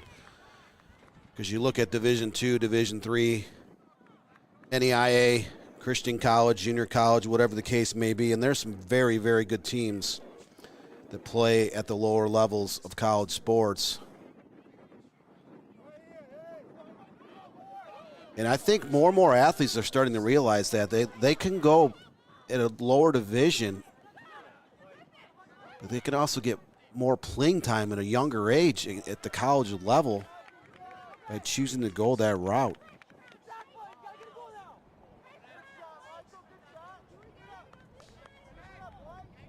So that was the 8th save of the morning for Eric Friedholm for Saline.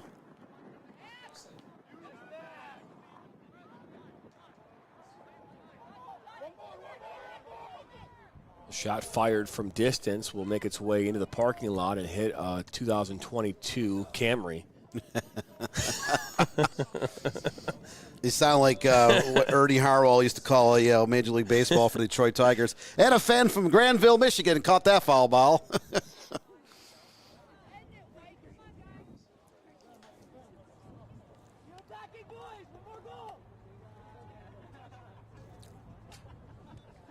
Ernie Harwell, one of the best voices in sports that I can remember.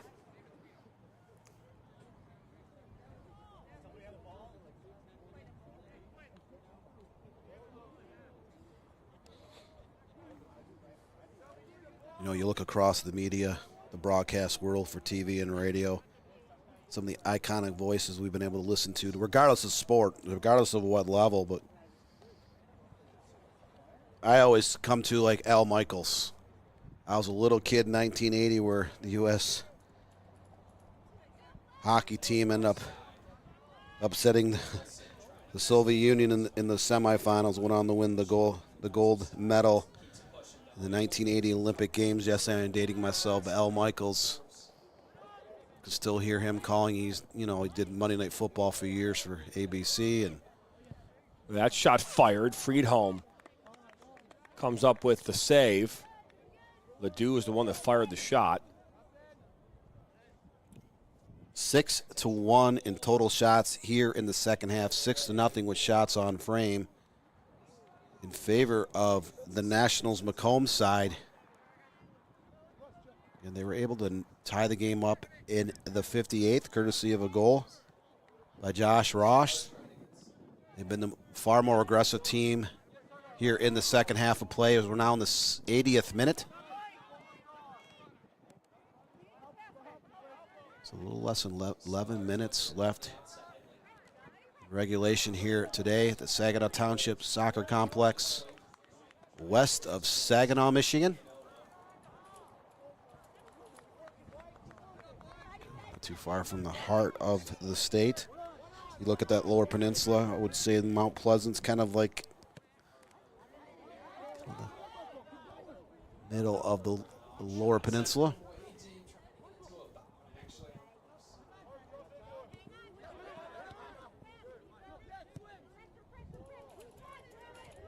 All into the 18.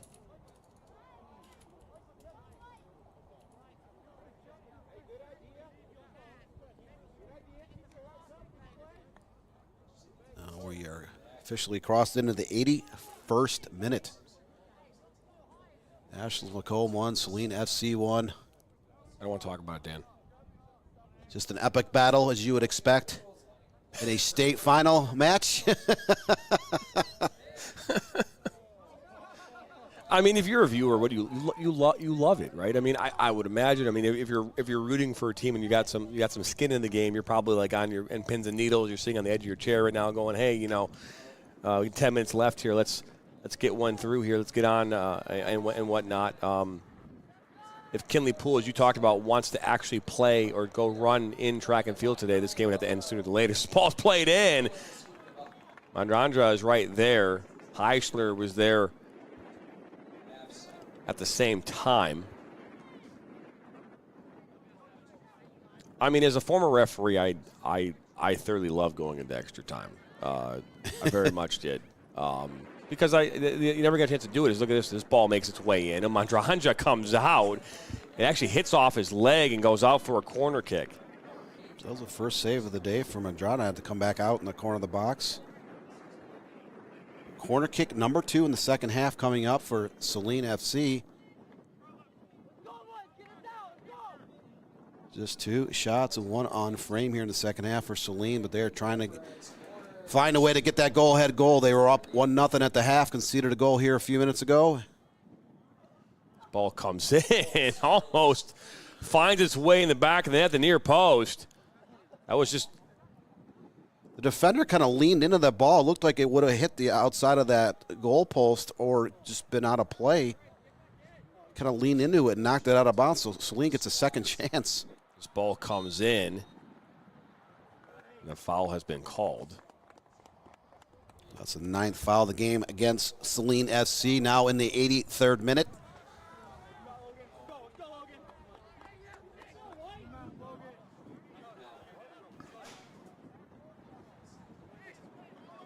So a free kick coming up here. No whistle blown, and yes, we do. It's going to be a foul, looks like. Ball played into the 18 and freed home. It's there.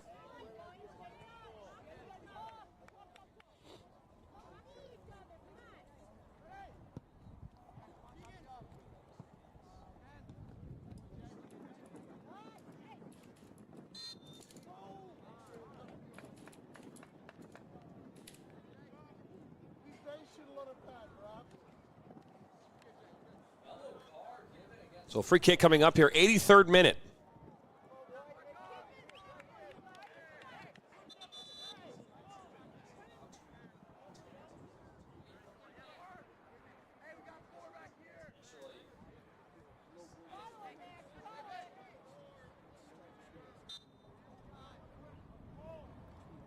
Ball comes in into the 18.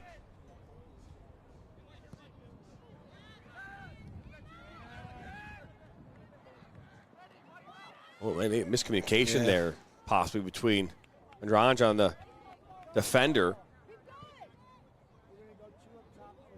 Remember, Saline scored their goal off a steal there in the 17th minute. They do have a ton of speed up top again with Brown, Heisler, and Poole. You do not want to give one of those 3 players a chance to swipe up a pass and go 1v1 on the goalkeeper. There's not a player on the field faster than Kinley Poole up top.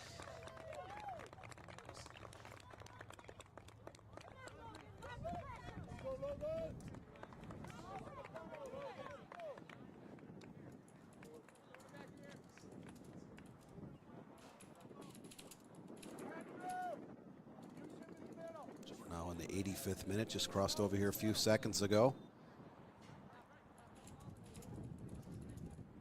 Turned out to be a rainy morning at 6 o'clock this morning. Clouds are starting to, clear up here across the state of Michigan. Temperatures are starting to warm up.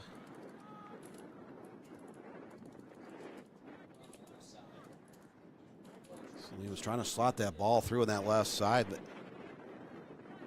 Macomb's defense has played very good in this game. They have really started to limit those chances in the end of the first half and here in the second half for Saline.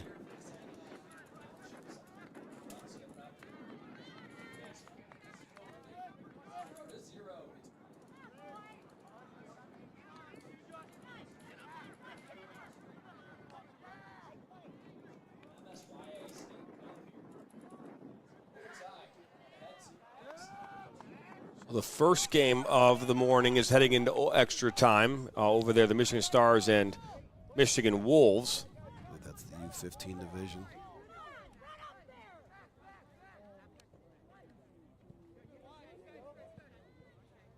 '86th minute. 1-1 here on field number 3. Ball played. Wilkie. Muhammad loses the ball. Now here comes Saline in transition. Looking to go through the middle. It's a good idea from Micah Gray. Now Muhammad here on the near side.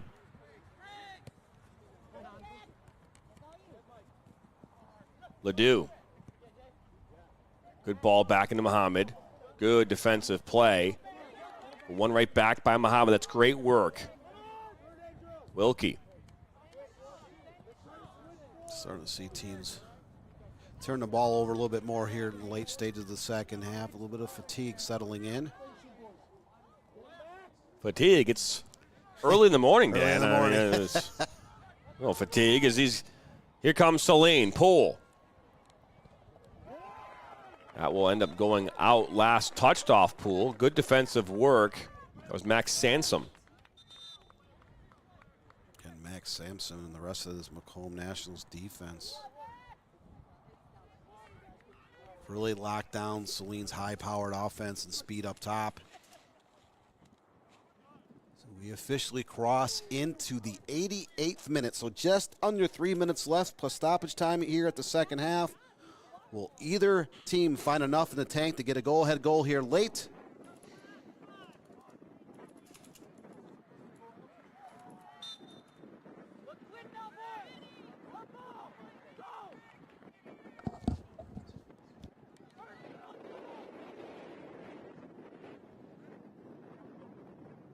Again, that Michigan Wolves, Michigan Stars game 0-0 heading into extra time. Noah Drury on the call of that match. The National Soccer Network.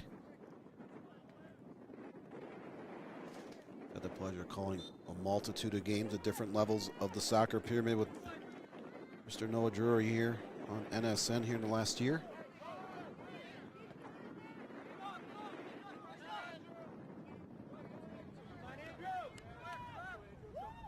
Up this near side. Vedic plays it in. Now Muhammad. That's a heavy first touch. Maybe a cleaner touch. He might have been able to get a shot off there. Vedic. Met by contact. Now a shot fired from Mohammed. Kind of a no-look shot that goes wide and high. 89th minute.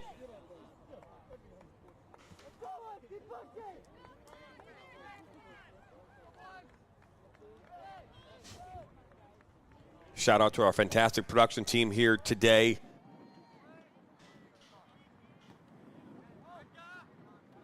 So I would say almost, I was going to say 2 down, but not yet, Dan, right? It's 3 9/8, right? In the first one. And so we are officially now in the 90th minute.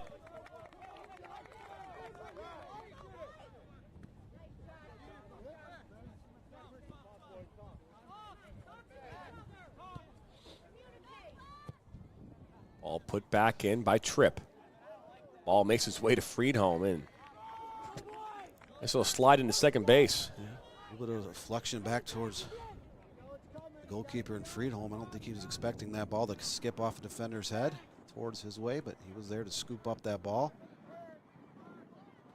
Poole goes down.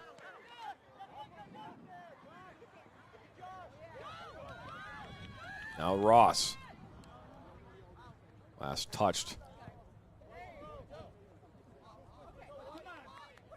Off of Stephen Rack from Saline.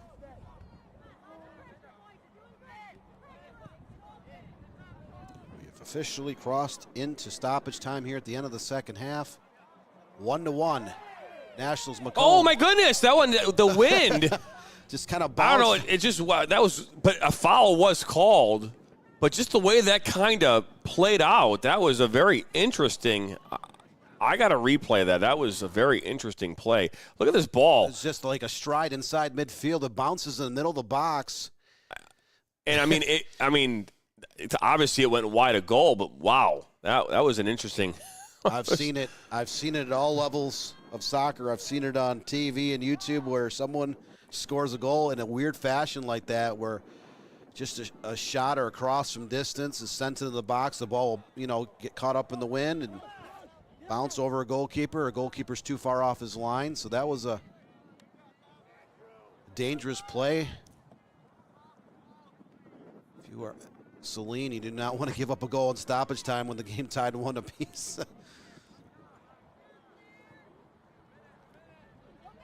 Pull up that far side. Good. Pool's not happy. Fans not happy. Hands go up in the air like you just don't care. Right, Dan? Yep. You are now trying to record a remix of an old song.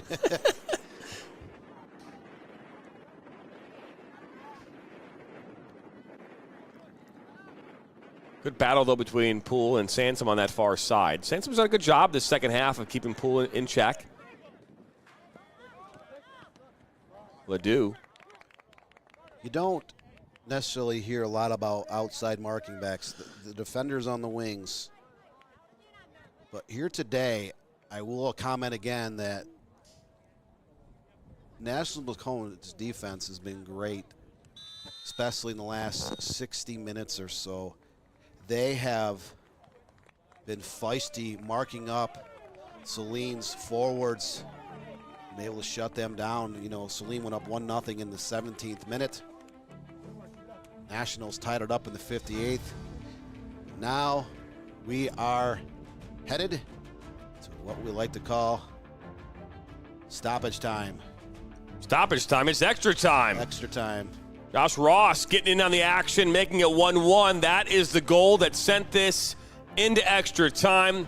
We'll be back here to start the next aspect of this match. 90 minutes down, 30 minutes to go.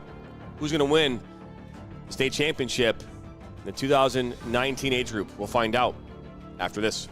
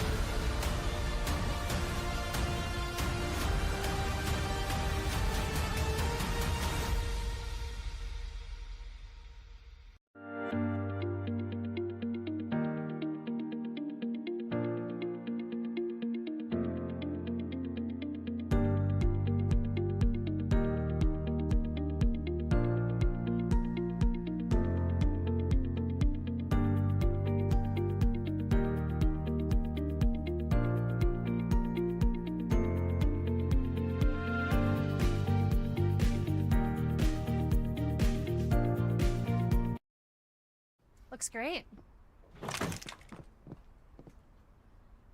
Oh. When termites show up, so do we. Terminix it.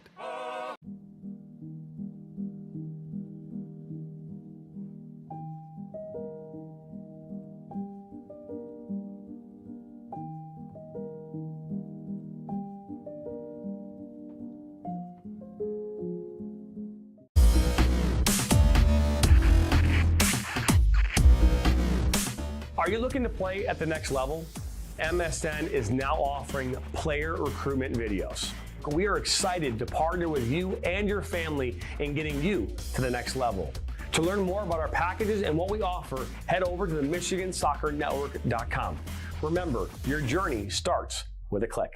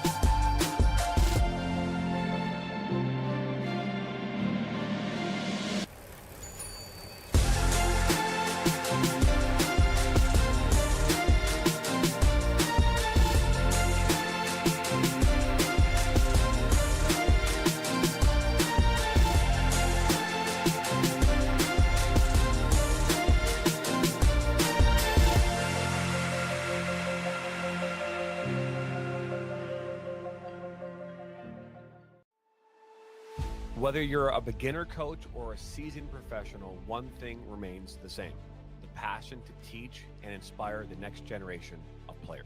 Now imagine a place where you could share your coaching knowledge, connect with others, and create a lasting impact. Welcome to the ultimate coaching community, where coaches from all levels can create and share their own courses. Whether you have years of experience or you're just getting started, this is your chance to make your voice heard. Create your own personalized courses, share drills, strategies, and tips, and watch as your knowledge reaches coaches from all corners of the soccer world. With a platform designed for sharing, learning, and growing, you're not just teaching the game, you're creating a community of like-minded coaches, all striving to be the best they can be. Together, we'll elevate the game and support one another to be better, stronger coaches.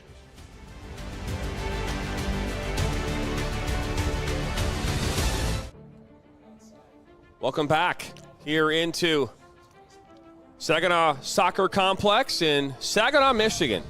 We are headed to extra time as the meeting of the minds there at midfield is.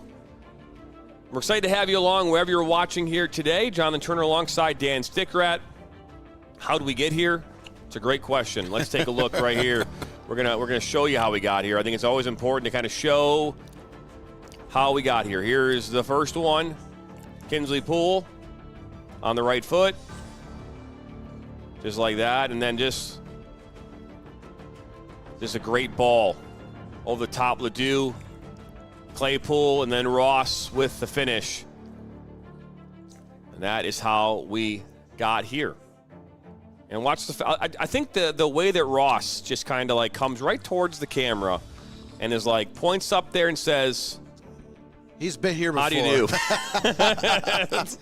I had a chance to interview Josh Ross after that state championship with Warren De La Salle last fall on the high school Division II side. Very energetic young man. He is a proven winner. He has been one of the top players in this game here in the U18 U19 Boys Premier Division State Cup Final. The way this game started, Saline had more of the better chances in the first 30 minutes of the match. But now after 90 minutes, Nationals call 14-9 in total shots. 10-4 with shots on frame. Saline does have a 7-2 advantage on corner kicks. But Benjamin Madrana, the goalkeeper for Nationals, has 3 saves. Eric Friedholm, Saline FC, has 9 stops. The defenses in this game have been very good. Thus far, we'll see.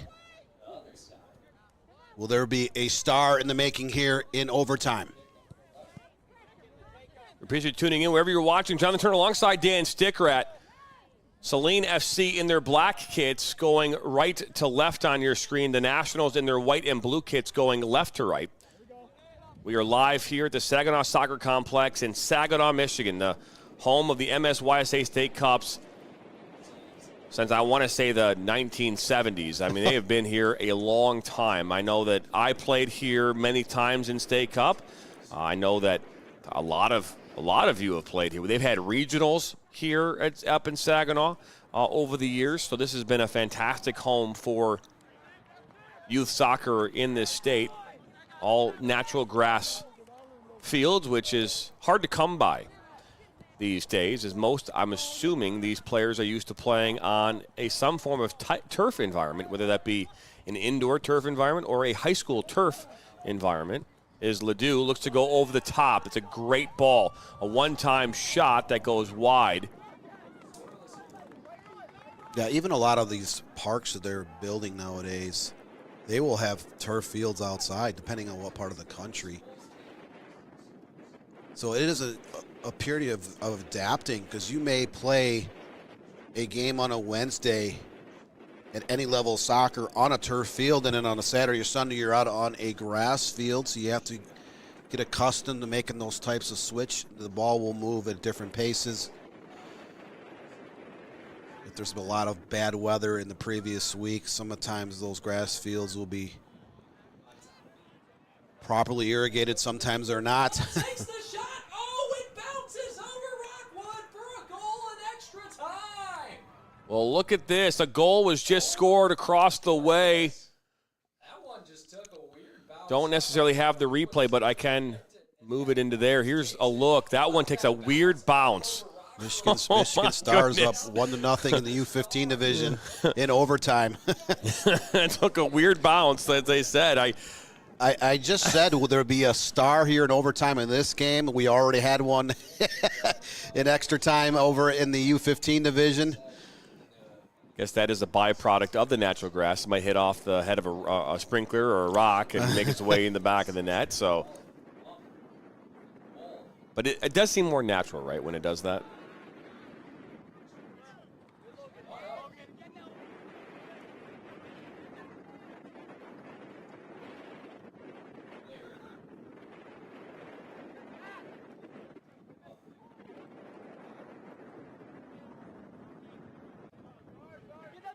So now 3 minutes in the stoppage time. We just crossed into the 94th minute.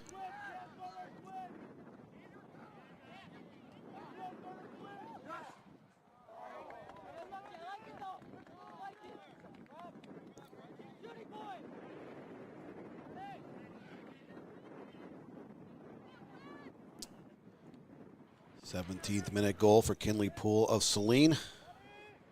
58th minute goal for Josh Rosh of Nationals Macomb. Been a lot of shots in this game. Not a ton of incredible shots. Both goalkeepers have had to make a couple of good saves here in this game. Defense has been very good. You have had to earn some of your shots.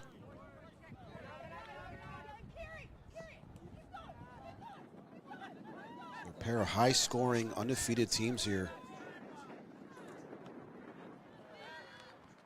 One will walk off the turf with a state cup trophy and state title. The others will walk off as the runner-up and a first defeat of the 2025 spring season.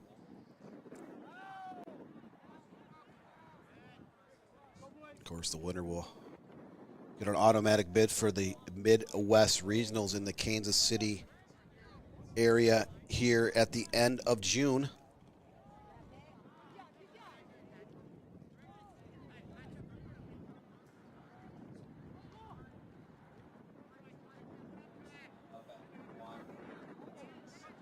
95th minute. Well, 15 minutes of extra time on either side. There's no golden goal, so we are going to play these out in their entirety.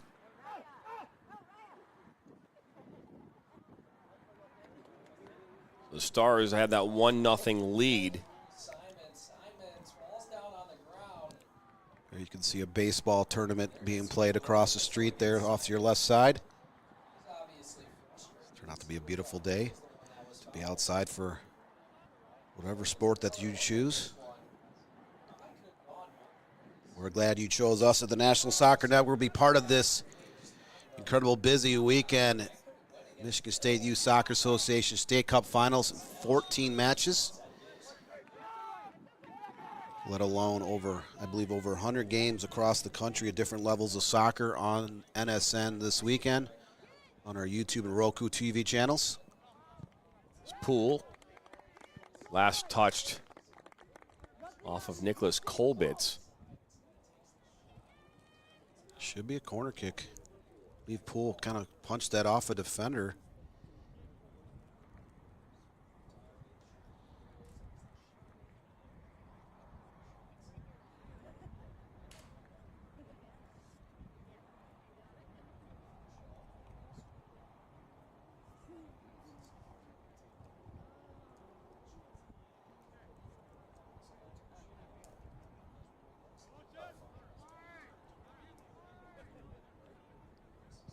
This ball comes in towards that near post and nothing doing.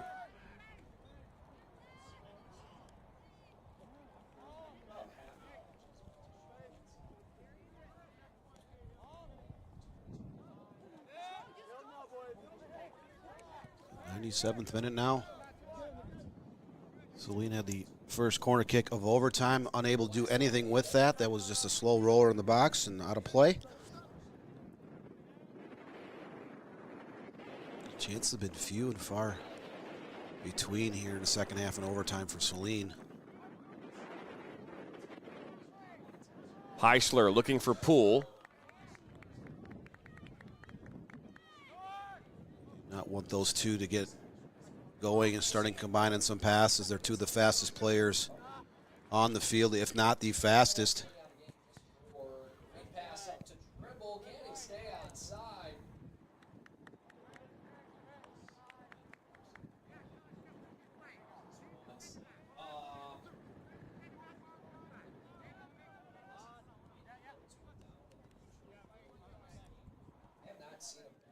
So Nationals will play around with this in their back line.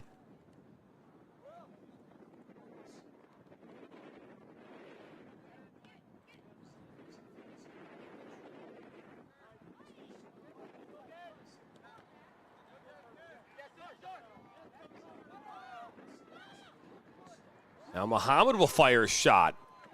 Kind of bend it a little bit towards Friedholm.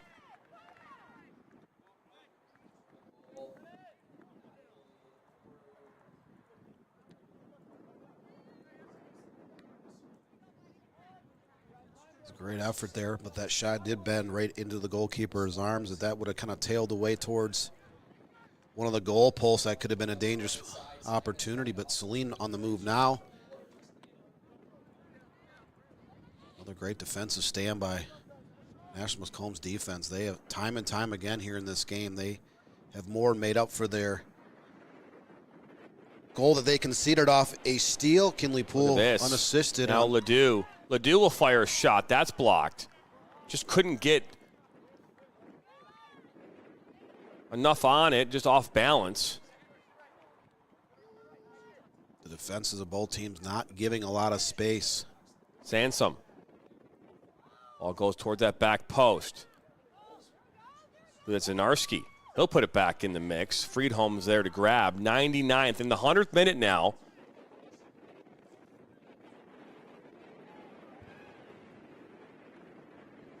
Friedholm has 11 saves, plus that he has snared quite a few crosses into the box, just like we just saw here about 10 seconds ago.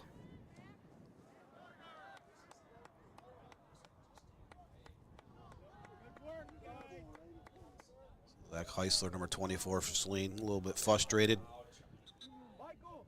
Thought he earned the corner kick, but that ball did deflect off his right foot. So in the 100th minute, goal kick coming up for Nationals Macomb. Coming up next after this game, Detroit City FC Rouge taking on Farmington SC Fury. It's a U14 final. That'll take place right here on this field. Then Liverpool FC International Academy North Oakland will take on MFA Revolution Elite in the U17 boys matchup.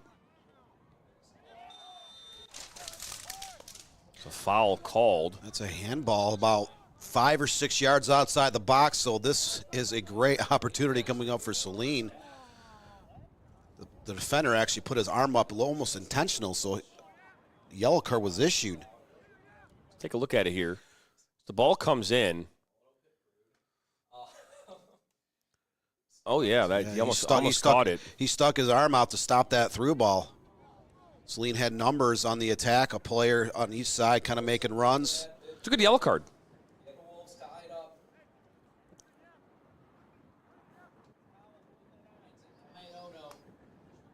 Number 7, Bryce Neidig, kind of trying to slot that ball between a pair of defenders.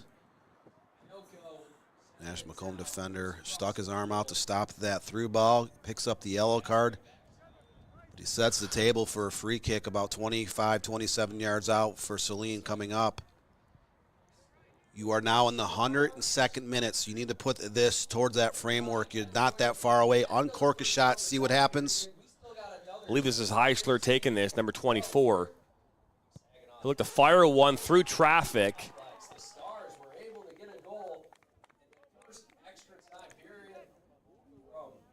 A low shot. Again, Heisler was an all-state third-team forward for Saline High School last fall. Very dangerous player, but... No, that wasn't Heisler, I apologize. It might have been Stephen Reck. So he had his back turned to us. We just couldn't tell. Poole actually earned a corner now. It's an easy way to do it. Saline hasn't had a lot of chances since the first 30 minutes, but they've had quite a few corners. This is now the second corner kick of overtime and 9th overall this match coming up for Saline FC. Now 103rd minute. Still 1-0 as it's in the first overtime in a break now. So at that halfway, as this ball comes in off the corner, it's going to pop up as though Will Loveland was the target. But nope, they're going to say that actually hit off of a Nationals defender.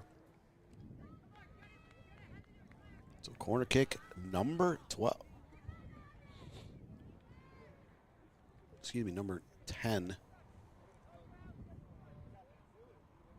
Plus or minus 2 is always our, as this ball comes in, punched away by Madranjo.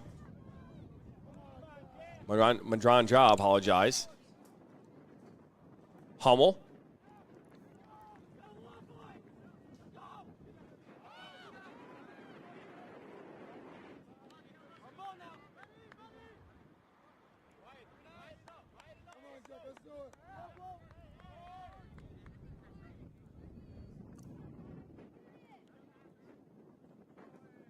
So 104th minute, just still under 2 minutes left in the first overtime session. Again, no golden goals, so they will play 2 15-minute overtimes in total. Take a 5-minute break. Come right back. Do this again. And obviously, if a team is up at the end of the second overtime, this game will come to a completion. We are entitled to our union break here, Dan. Yeah. Right at the It's a long day of MSYSA State Cup Finals here on the National Soccer Network. A long day of amateur and pre-professional games in over 30 states. Yeah, I was just thinking about that. Is this looking at our schedule for today? We've got games in Shreveport, Seattle, Ohio, Florida, North Carolina, South Carolina. We've got in Virginia, here in Michigan, Oklahoma, Texas, Northern California, Southern California, Arizona. I mean, that's just to name a few. So we're just a little bit over the map, just a little bit. There are some quality girls soccer state tournament games, not on our network, but taking place here in Michigan and a handful of other states across the country today. Believe that will end this first overtime, extra time period. It's still 1-1. Still 1-1 here in Saginaw. We head to the second extra time after this.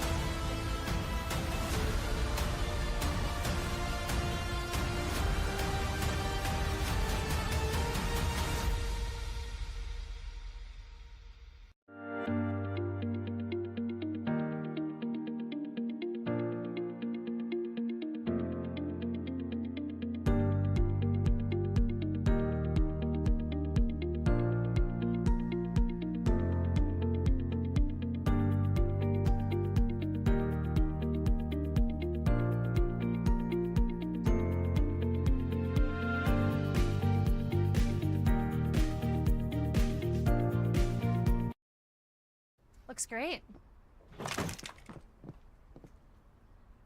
Oh. When termites show up,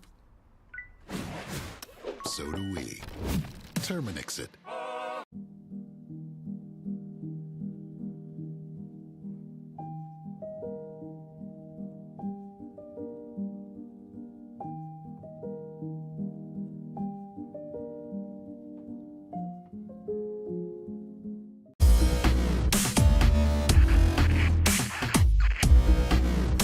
Are you looking to play at the next level?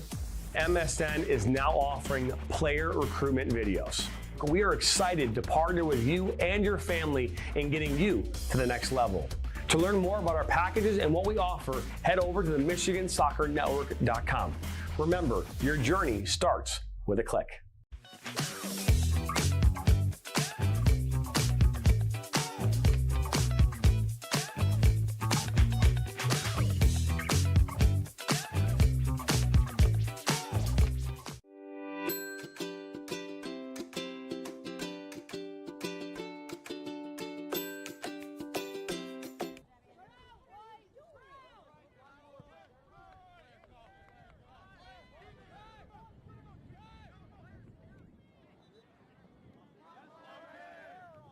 Welcome back here. We do apologize. They just kind of started playing. We expected at least 5 minutes, but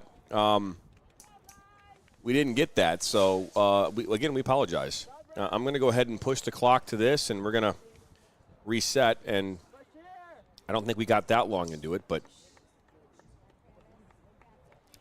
either way, we do apologize about that. The show must go on, even if they don't tell us. So.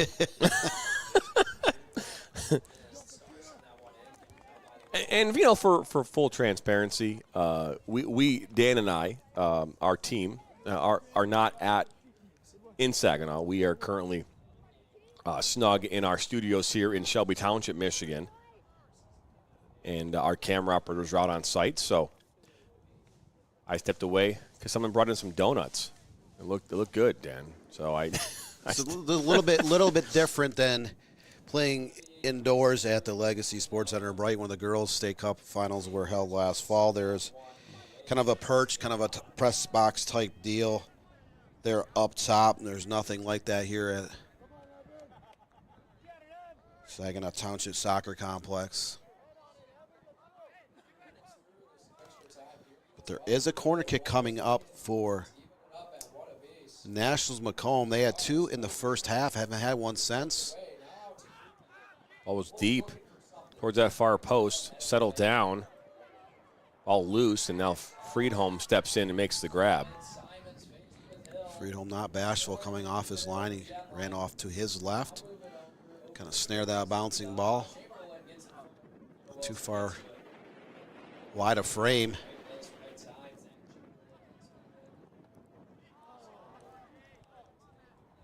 It's just one of those things where if you're free at home, we saw that in the second half where that ball, you know, it had an awkward bounce and just kind of popped up, right, and almost went in the back. And then obviously there was a foul that was called too, so it wouldn't have counted. But still, you got to be. I'm assuming he's cognizant of that and has that memory of that moment to make sure that he's paying attention, because that's what we saw in that. In the Stars game where they took the lead. Look at this ball goes in. Down goes Madandra, and Poole was there on the back post. Heisler sent that ball from the right side into traffic. Saline unable to get a shot off. Once again, they have cooled off. They had far more opportunities in the first 30 minutes of this game, but as that first half wore down and throughout the second half and first overtime, National Macomb had the better of the chances in this game, as we're now just a couple minutes into the second overtime session. Foul coming up just right at midfield, literally on the line. Coming up for Nationals Macomb. Free kick taken by Kolbitz. Into the 18. Well, again, it just makes its way through. This is not what Dan, we haven't talked a lot about this, but the game of heading has just gotten so much different. You know, you used to have these really, really strong center backs who would have these powerful headers. And look at this now, as Heisler was in that battle, but we don't see those commanding head balls anymore. You don't see center back coming up with command, locking that neck, and just going through it with their forehead to launch a ball out of the back line. And obviously that's indicative of the way the game has changed, especially at the lower levels, right? When you start talking about that U12, U11, right, where heading is not allowed to take place, we're starting to see the impact of that here at these older ages. We were talking about it last year. Especially I've noticed that on the girls' side. And again, I mean, it's a byproduct of the safety measures, trying to reduce concussions and injuries to, the developing brains of young athletes. And again, you commend, U.S. Soccer and the governing bodies of all these leagues of making sure they're taking the necessary steps. But the byproduct of that is that the players don't necessarily have the fundamentals maybe they used to have when we were growing up. To go up in the air and win a head ball with command. I mean, now the heading is more finesse, and it's not as what it used to be. As this ball's played in, it's a great ball! And look at that! The Nationals take the lead in the 111th! I believe that was Claypool who got on the end of it. Let's take a look at it here again. The ball comes in, Ledoux. It was Travis Claypool gets a touch, and the Nationals scoring 2 unanswered goals, 1 in the second and now 1 here in the second extra time, have taken the lead. Both of National Macomb's goals have come off kind of like sliding shots. Claypool had the assist on the first goal. He gets the go-ahead goal here for Nationals here in the second overtime session.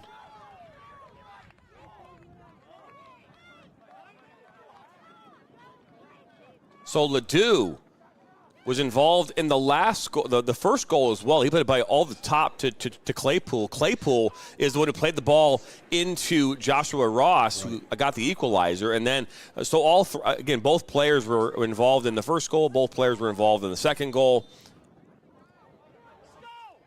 Kind of like those hockey type assists where you might not get something in the books in terms of a stat, but you created the chance. Oh, look at that. What a strike that was. And another shot that saved. Oh, my goodness. Things are starting to heat up here in Saginaw, and it's not the weather. So for the first time in this game, Saline FC finds himself down a goal here in the second overtime. But another corner kick coming up. Way too much pace and height on that corner kick. You need to serve that into the 6 to try to get something going, and that was just way too much pace on that. So kind of a missed opportunity for Saline to try to get a shot off to try to create an equalizer.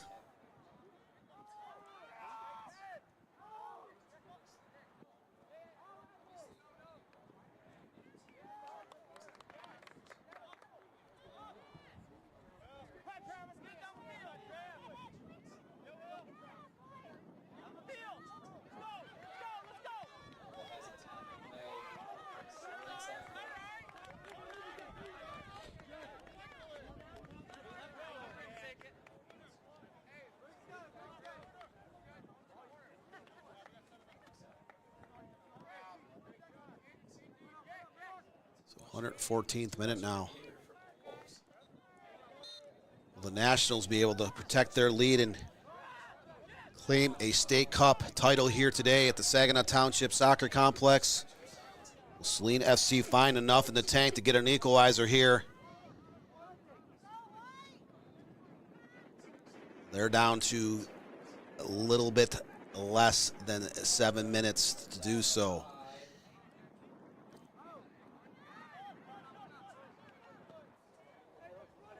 All to this near side. Nobody there for either side.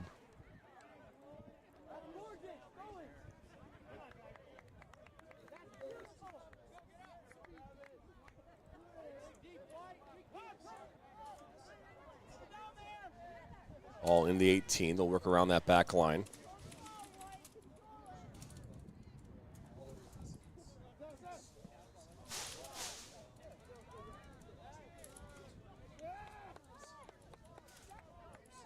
Nationals on the move once again, thanks to that steal outside the box. Now in the 115th minute.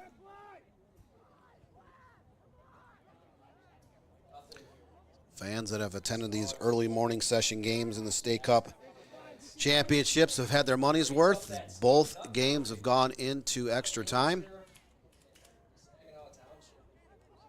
Again, in an adjacent field in the U15 division, the Michigan Wolves and the Michigan Stars are battling in the second overtime session there as well. Stars up 1-0. We are now down to about 5 minutes left in the second overtime.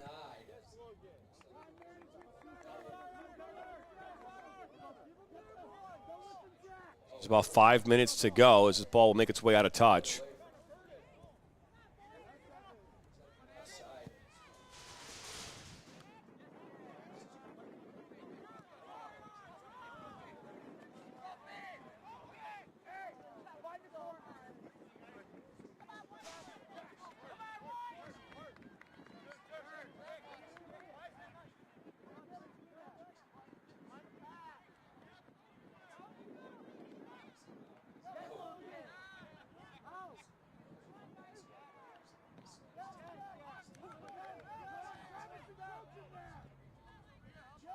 Saline pushing a multitude of players up, trying to find a way to get a shot off, trying to find a way to get an equalizer here late in the second overtime session.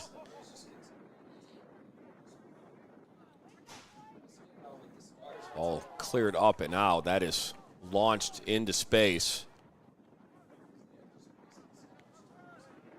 Saline has gone to the outside. They have gone down the middle. They are trying everything they can do to solve this defense here. They did score a goal early in the game, but they have been nullified here in the waiting minutes of the first half, throughout the second half, first overtime and the second overtime.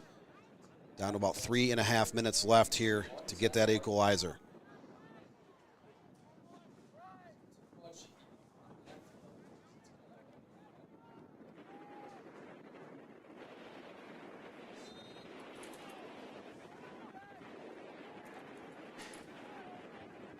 Foul against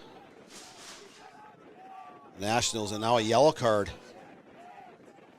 given to the Nationals. A player ran in front of that free kick.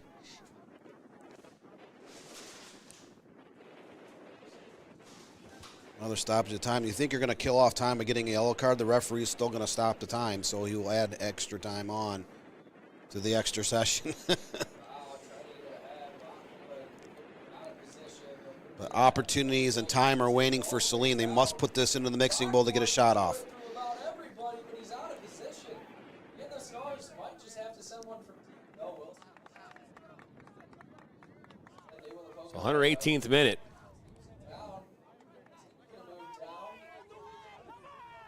And 2 unanswered goals from the Nationals, one in the second half in the 58th minute, and then another one here in this second extra time period in the 111th minute.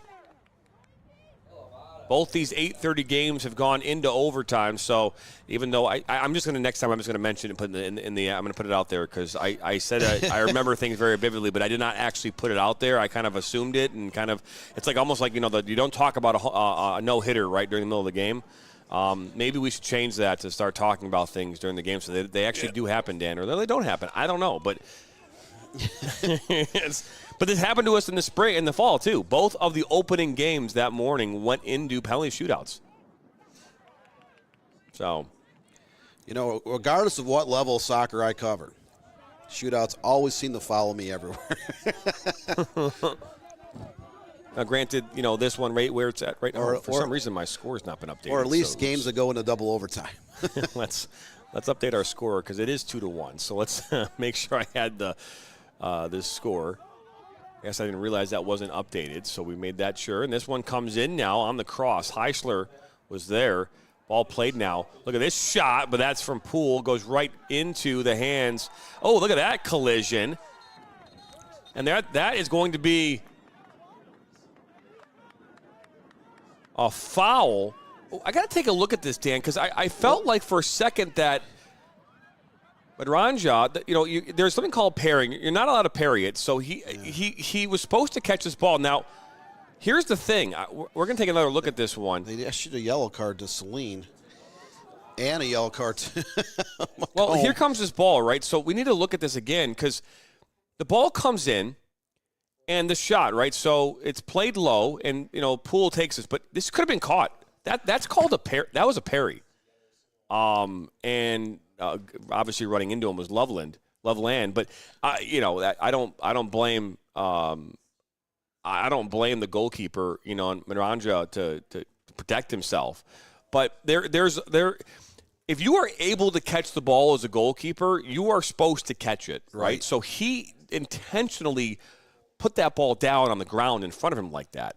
And by doing that, he's doing it to waste time. But we know that's what he's doing. Right. Any second he can do to waste, he's trying to protect a lead. And we just crossed into stoppage time on the end of the second overtime. But you're correctly right. He had a chance to scoop that ball up 2 yards in front of the goal. I wouldn't risk it.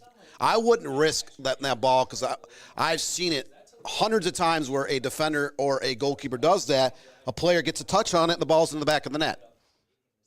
But again, we are officially in stoppage time here. Clay Poole scored that goal back in the 111th. Nationals here and Saline fighting for a chance to play in the regionals.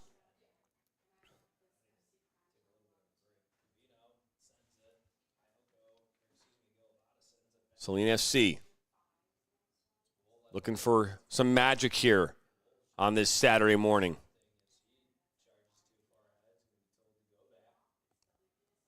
So free kick coming out for Nationals. They are going to stall as much time off the clock. The referee keeps looking at his watch. I'm going to say maybe the offside on that far side. The second offsides of this entire game. Here in the 122nd minute. You can see that fatigue has definitely taken over. Players are not as energized as they were a couple hours ago, understandably so.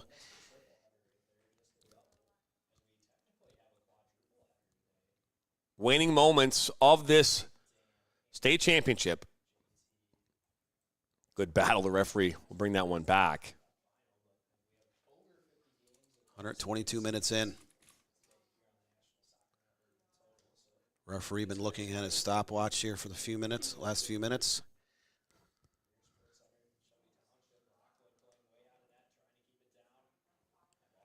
Again, the Region 2 Midwest Regionals will take place in Overland Park, Kansas this summer. They'll take place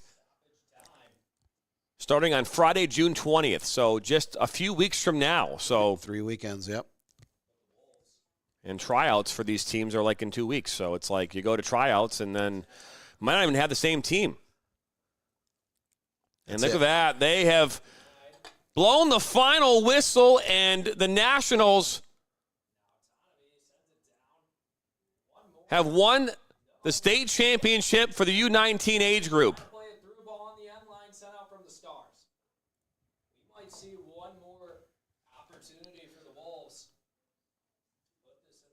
I mean, talking about, Dan, how they were able to come back in this one. They were down 1-0 going into the halftime break. They found a way in the second half to get one in. And just like that, the Nationals are state champions here.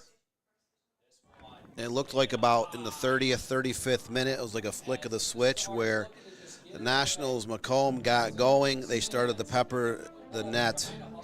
They're late in the first half. They dominated a lot of the second half in both overtime periods, and they walk off 2025. Boys Premier U18, U19 Division, state champions. That they were. We'll take a look here at how the game kind of played out here with some replays. Dan, and again, it started right here. Kinley Poole fired that shot. And then again, this is the equalizer. Ledoux into Claypool, into Ross. Nothing but net. And here's the game winner. This is what is sending the Nationals into Overland Park, Kansas. For our production crew, I want to thank you all for stopping by here this Saturday morning. We got more games coming up here all day long, so don't go anywhere. We got more State Cup from Saginaw coming up here. For Dan Stickrat, I'm Jonathan Turner. Have a great rest of your day. So long, everybody.